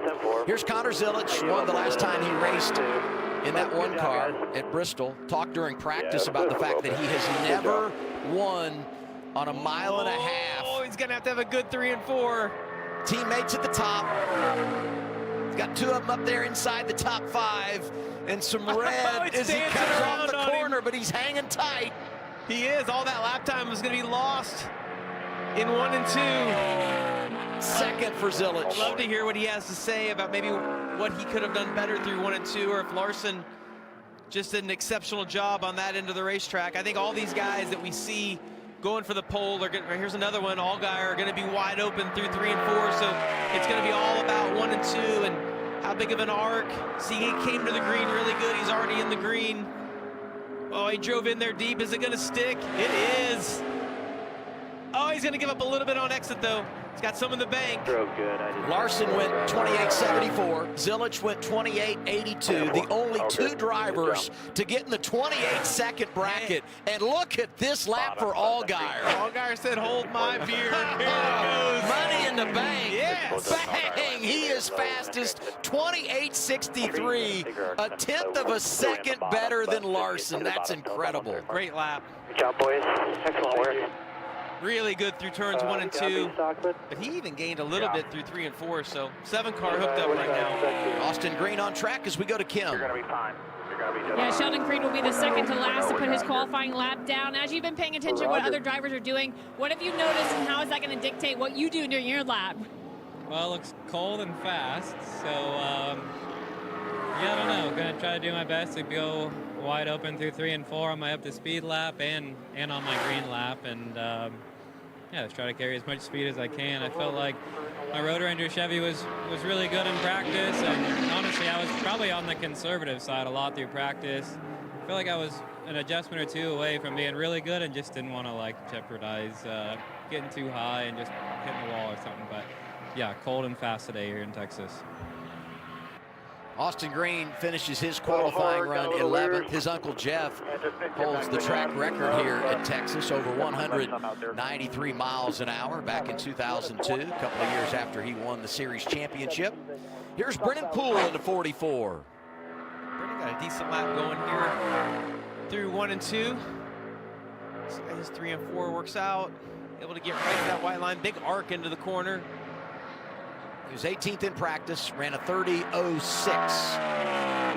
And this lap puts him 17th. Quicker than practice, but right around where he was on the board at 17th. Yeah, and he picked up about what we've seen half second. See Larson giving a little fake smile like he's happy for Allgaier right there. Yeah, that's not real. He's like, damn. Here's the only problem. Allgaier was so good early in the race last year, and Larson ended up winning, but Larson had to start like 20th. Yeah. Tomorrow they're both going to be up there. That's going to make life really difficult on Allgaier and everybody else in the field, because we know what a good racer Larson is. And I go back to Las Vegas when these two went head-to-head. You know, Allgaier sweeps the stages, Larson wins the race. Took him some time to figure it out. I don't feel like we've got to see him go head-to-head when they both felt like they had a good car. That's a good point. Like it's like they won. I mean, obviously Allgaier had the best car at Vegas and Larson won, and then vice versa at Darlington, but both of them have good cars this weekend. It's going to be fun to watch this all go down. Here's Blaine Perkins. His teammates up there in 6th, Raja Karut. Blaine coming off a good week at Talladega Super Speedway, finished 12th. His best run since the season opener at Daytona when he was inside the top 10. The mile and a half have not been friendly to him in his career. No, and turns 1 and 2 so important at this racetrack. You see, he was almost a half second off in turns 1 and 2. He's going to lose about the same, I guess. Maybe not quite as much in 2, 3, and 4, but 1 and 2 is just so important. He ends up at 29.55. About a half-second pickup, though. I mean, it's been pretty consistent across the board. Half second. Some of the guys have picked up a little bit more. But if you didn't pick up, you had to be hugely disappointed, because everybody, as you said, has been picking up at least a half a second. Here's Austin Hill. Yeah, Austin ran 29.98 earlier today in practice. It's like a pretty big commitment right there in turns 1. Washed up just a little bit. You see he lost about a 10th on exit. He was committed. The car just didn't stick as well as he needed to. Jesse Love will come later. 3 cars here for RCR this weekend. Austin Dillon 12th. You put an asterisk by that because he was the first car out in the session. We know that's a disadvantage. And the tracker not too bad for Austin Hill. Takes him to 4th. 28.96. 4th driver to get south of 29 seconds in qualifying. 1 second pickup. Good pickup. Really good for Hill. There's his teammate Jesse Love. 9 to go in qualifying in Texas.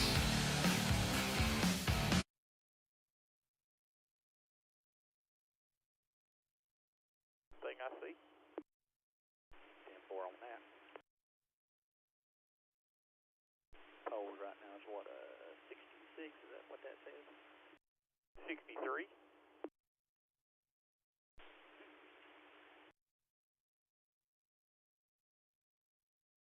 Where those other guys got down to the white line, and then it evened out in the center, was not a loss for him, so it's overall net gain for this of it.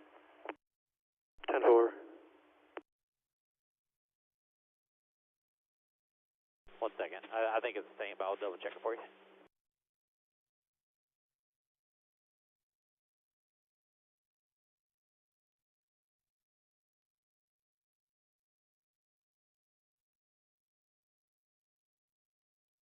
Same, and then he waits just a little bit longer to turn in, like just a little bit slower with his hands in 1, and then same shape at 3. So that same like lap 5, not turn the wheel too quick is what he did. Copy. And he was about 4 to 5 car lengths deeper. Yes, sir.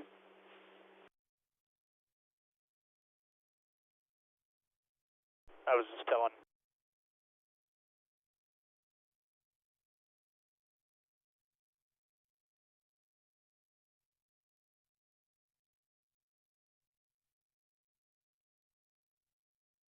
Bottom, you know what I mean? But the 7 had a pretty big arc in the 3 where he got a lot of his stuff through 3 and 4.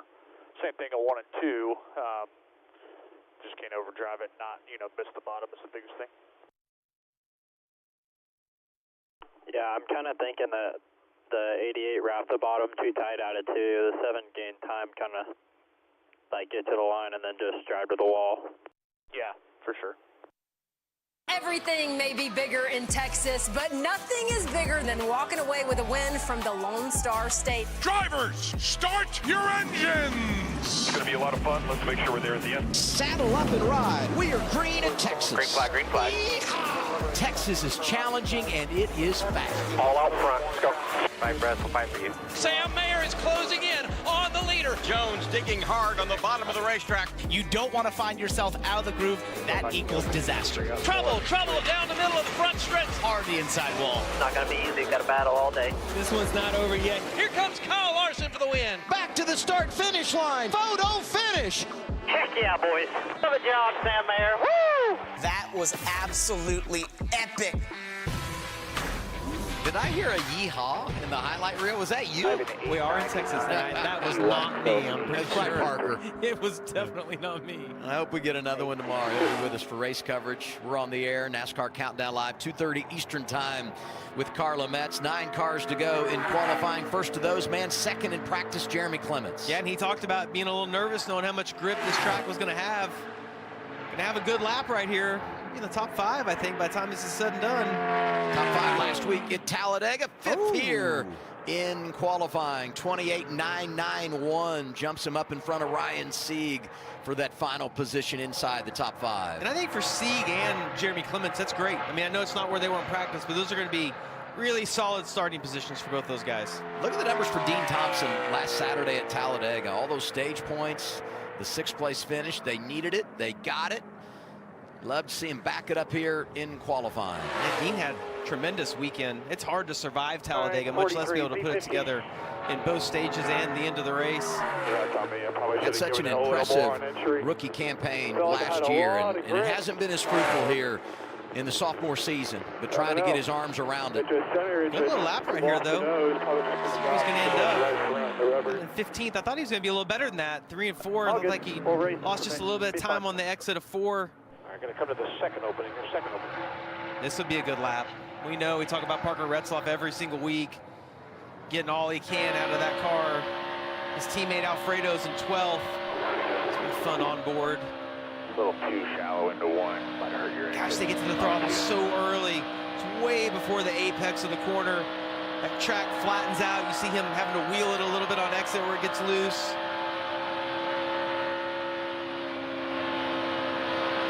Such a commitment through 3 and 4. Him just barely having to roll out the throttle. Yeah, 7th overall. Good lap, 29.03. Really good for Parker Retzlaff. He referenced the fact his teammates down there in 13th. So both these guys from Viking Motorsports gonna flirt with a starting spot inside the top 15. Brandon Jones on track. Best of the bunch so far for Joe Gibbs Racing. Taylor Gray in 8th. Brandon really good a couple of weeks ago in a 1.5 miles at Kansas, swept the stages.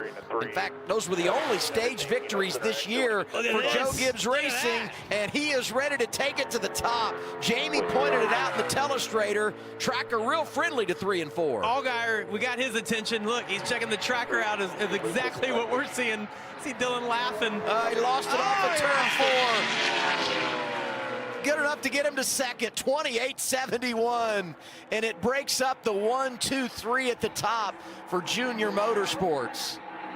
That's so much fun to see the attention it got of Allgaier right there. You can act like it's just qualifying and it's not a big deal, but it means something to you. 5 to go. Here's Jesse Love. 17. Car's nervous on entry. And it's a little bit late. It looks like to me like getting back to the throttle. See if he can hold it wide open through 3 and 4 over those bumps.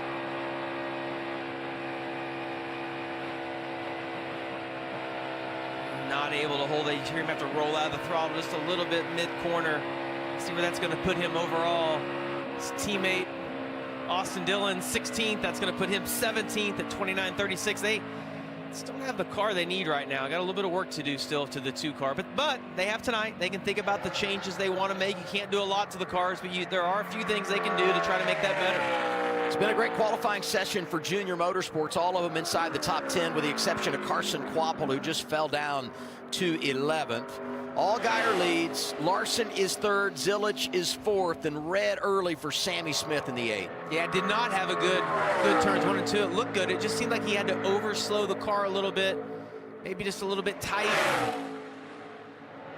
See, 3 and 4 didn't look too bad. Lost time he lost through 1 and 2 though, kind of carried it all the way down the backstretch. Going to end up 12th overall at 29.16 for Sammy Smith. Remind you, he's one of the drivers going for the dash for cash tomorrow night, the extra $100,000. Say tomorrow night, tomorrow afternoon. It is our final round of the dash for cash. The last 3 cars also up for the 100 grand. Here's Brent Cruz in the 19. Saw his teammate Brandon Jones had a tremendous 1 and 2. Looks to me like Brent underdrove the entry, but he gained a lot of it back, was able to pick up the throttle. Look at the speed he has down the backstretch. He's going to have a little momentum if he can hold this wide open. That might carry all the way through 3 and 4. Teammate Brandon Jones is second. Boys losing a little off the corner. Oh, hit the wall just a little bit right there. Cruz is 5th. 2 cars to go in qualifying. 2 Chevrolets, Sheldon Creed, Corey Day. Take another look at this. You see he got just a little bit high, had to chase it. I don't think he had too much damage there. I think it's safe to say he got all out of it, though. He did. Yeah. Good to the last drop for Brent Cruz. Open. Sheldon Creed talked about it during practice, won a Truck Series race here in 2020.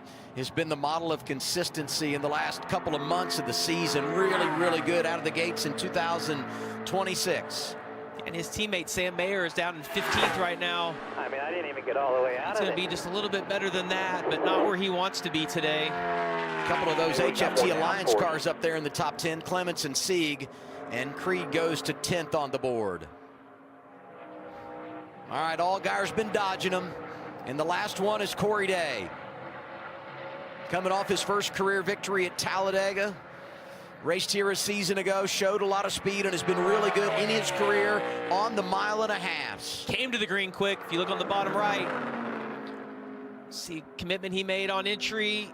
Looks like it pushed up just a little bit. Gonna lose a little time on exit. It's gonna get tight. The car track falls away from you over there. Allgaier might not even have to go over and look at the monitor on this one. He's feeling good. Thing is yawned out right there on Corey Day. Just hang on and bring it back. Day does. He's not going to get the pole. He qualifies 6th, leading him to the green tomorrow. Justin Allgaier, celebrate good times. Man, I'm telling you, Corey Day did an awesome job. We got to go back and look at how yawed out that car was on the entry to turn 3.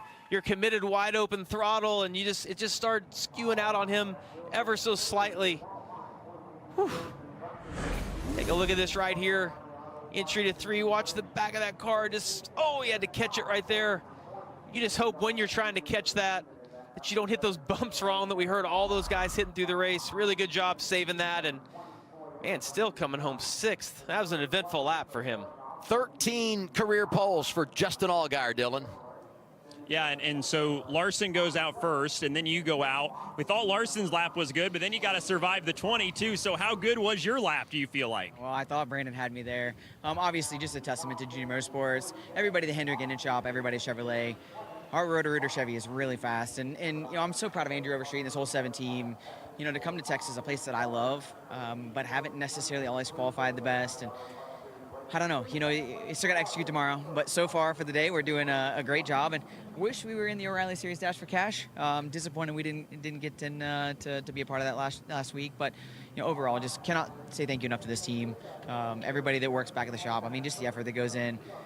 Qualifying's, for an old guy, qualifying's tough, especially watching some of these kids come after me. But just so proud of the effort and looking forward to getting this thing started off tomorrow. All your teammates, and of course, a couple of the Gibbs cars really fast. What's going to be the difference maker tomorrow, ultimately? Well, we saw in practice, I mean, the track moved around a lot and was able to move up. We ran low quite a bit of that practice. So I think the temperature tomorrow, you know, hopefully it's not quite as overcast, a little bit warmer. You know, we want to put on the best show we can for our fans. So, you know, we'll see what happens. But again, I think that having maneuverability in the car is something that's going to be super important. And, you know, look, I've raced my teammates here a lot. And Kyle Larson guy's pretty good here. He outdueled me last year here. But to your point, there's so many good race cars and race teams, race car drivers right now that we're going to have to be on our A game for sure. As he said, off to a good start. Allgaier chasing his first cowboy hat tomorrow here at Texas, Kim. And Dylan, Brandon Jones will start P2. Brandon, Justin said he thought you almost got him. For a split second, it looked like you were going to have the pole. What was the difference maker there? You just didn't have quite enough. Yeah, you gotta man up and qualify at this racetrack. It's honestly a really, really fun race to qualify at. 1 and 2 is so tricky, and I actually think that's maybe where I had a little bit of advantage, but I was committed to wide open in 3 and 4, and I got about 3/4 of the way, and the car just wasn't really liking it, so I had to roll out of the gas just a little bit, and I think that's probably where the 7 got me some. So we got Sylvania on our GR Super of the hood today, or for tomorrow anyways, and excited to go at it. I've also got this truck race coming up too with Sprecher root beer on the side of it, so excited to see what that holds for us tonight and get some more laps for this racetrack and start maybe even maybe on another foot for tomorrow.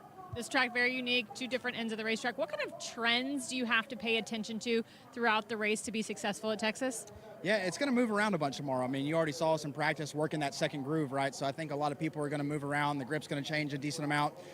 So that's going to be the biggest things is keeping up with that and not being the last one to move, right? Because you see a couple of guys in practice find that early on and find some pace. So just kind of searching and being open-minded about that for tomorrow.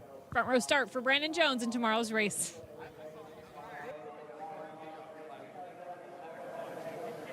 Allgaier said that I'm an old guy, winning the pole at 39. You know, he's the oldest to win a pole here since 2006. When Mark Martin won the pole, Was he 50? He was 47 years old. Yeah. That makes Allgaier seem young. You don't know old, Justin. Really cool. A couple of drivers that are great on the intermediates trying to get a win tomorrow here at Texas. They're on the front row. Allgaier and Jones. More coming up after the break.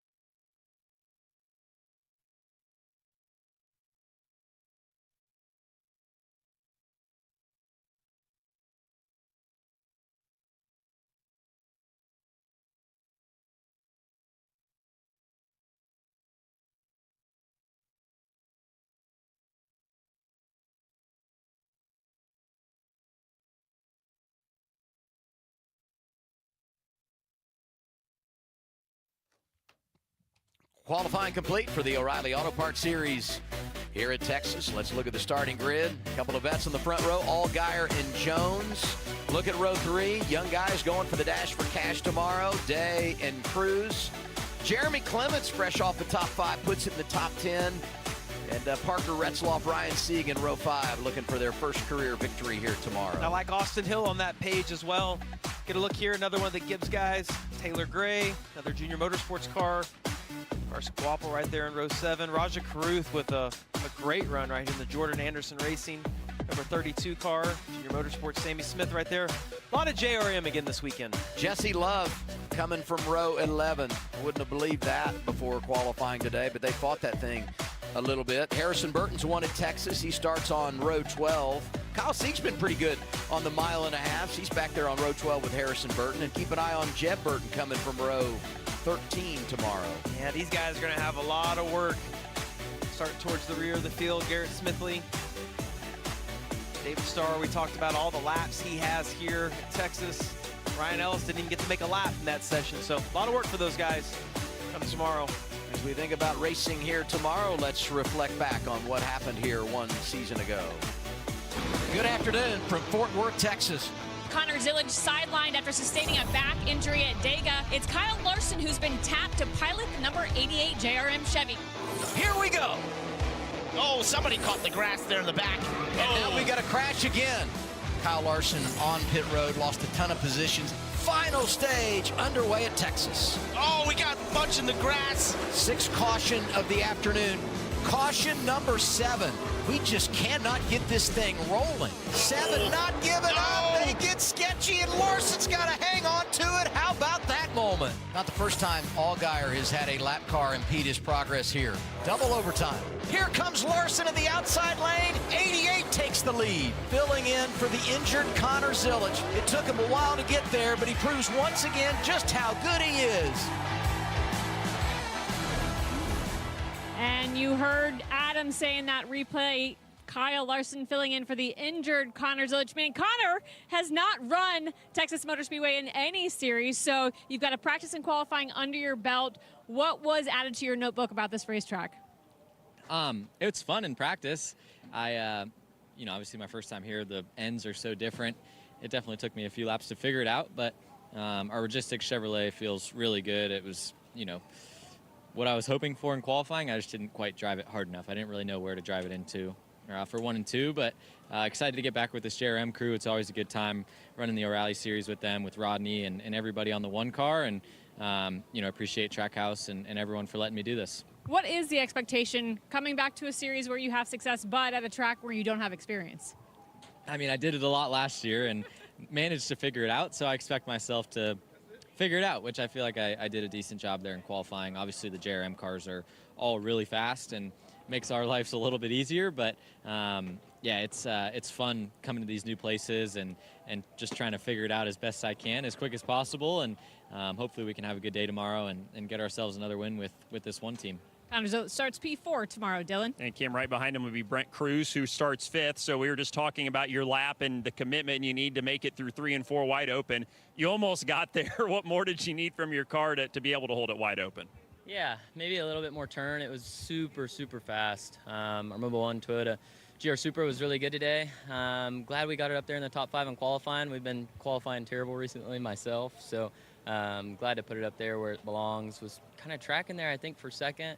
And I saw the SMT tell me to hold it wide open, and I went and tried it and tried to knock down the fence down. So learned a lot today. These places are a lot of fun when you're on the gas like this, and looking for a good day tomorrow. How much is your confidence growing every weekend? I mean, every time you're on the track in this car, just as you continue to get more starts under your belt? It's a lot. We're going to different tracks, shapes and sizes, 1.5 miles, 2.5 mile tracks, short tracks, pretty much everything but dirt. So it's great. I'm learning a lot. Being able to go to new places and learn and pick up on them, I feel like pretty quickly is great, and continuing to learn is a lot of fun on my end. If they ever put a dirt track on the schedule, I like this guy's chances too. Brent Cruz continues to be impressive, qualifies 5th today. I don't think we can say enough good things about Brent Cruz. It's been It's been pretty fun to watch what he's able to do, and he talked about all the different types of tracks he's going to. That's such a learning curve because, you know, we reference this as a 1.5 miles, but it's nothing like Kansas. It's nothing like Vegas. It's very unique with the two ends of the racetrack being so different. I love his commitment, though. He's like, well, the computer said hold it wide open, so that's just what I did. That's just what I did. Yeah, seems easy. He's picked up 46 points on the cut line for the chase in the last 3 weeks. Allgaier gets the pole. More conversation from Texas after you watch this on CW.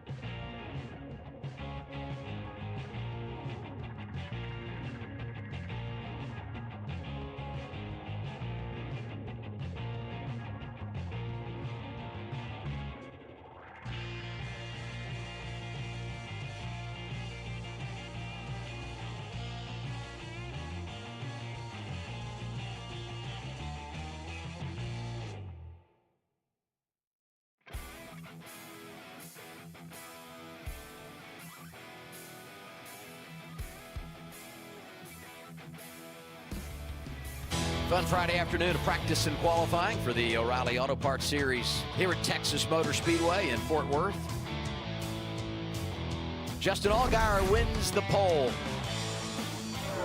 Boy, he just put it out there. Really good in practice, good on all the averages. When you talk about the long run in the practice session, perfect day. Yeah, I mean, batting 1,000 right now. Won practice, won all the averages, and then won the pole.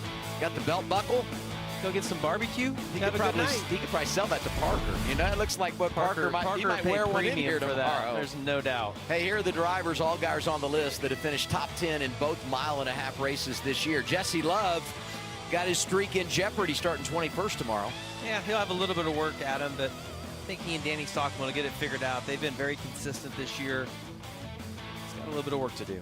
You know, the young guys have been winning lately in the O'Reilly Auto Parts Series, but some veterans starting up front, Allgaier, Jones, and Larson, and then the youngsters behind them, Zillage, Cruz, and Day. This is going to be a fun race tomorrow. It always is here. Yeah, Texas is just such a unique racetrack, and as we heard Brent Cruz talking about the two different ends, it's a place that can bite you. You're going to see a lot of guys get into the outside of the walls on the exit of 2 and 4. And the other thing is, as I think back to last year, there's a lot of cautions at the end. You know, you kind of get that long green flag run, and if you get a caution towards the end, sketchy is the word that'll come out on these restarts, and that's exactly what it is. A couple of stats I want to pay off. The pole today for Allgaier, that's 50.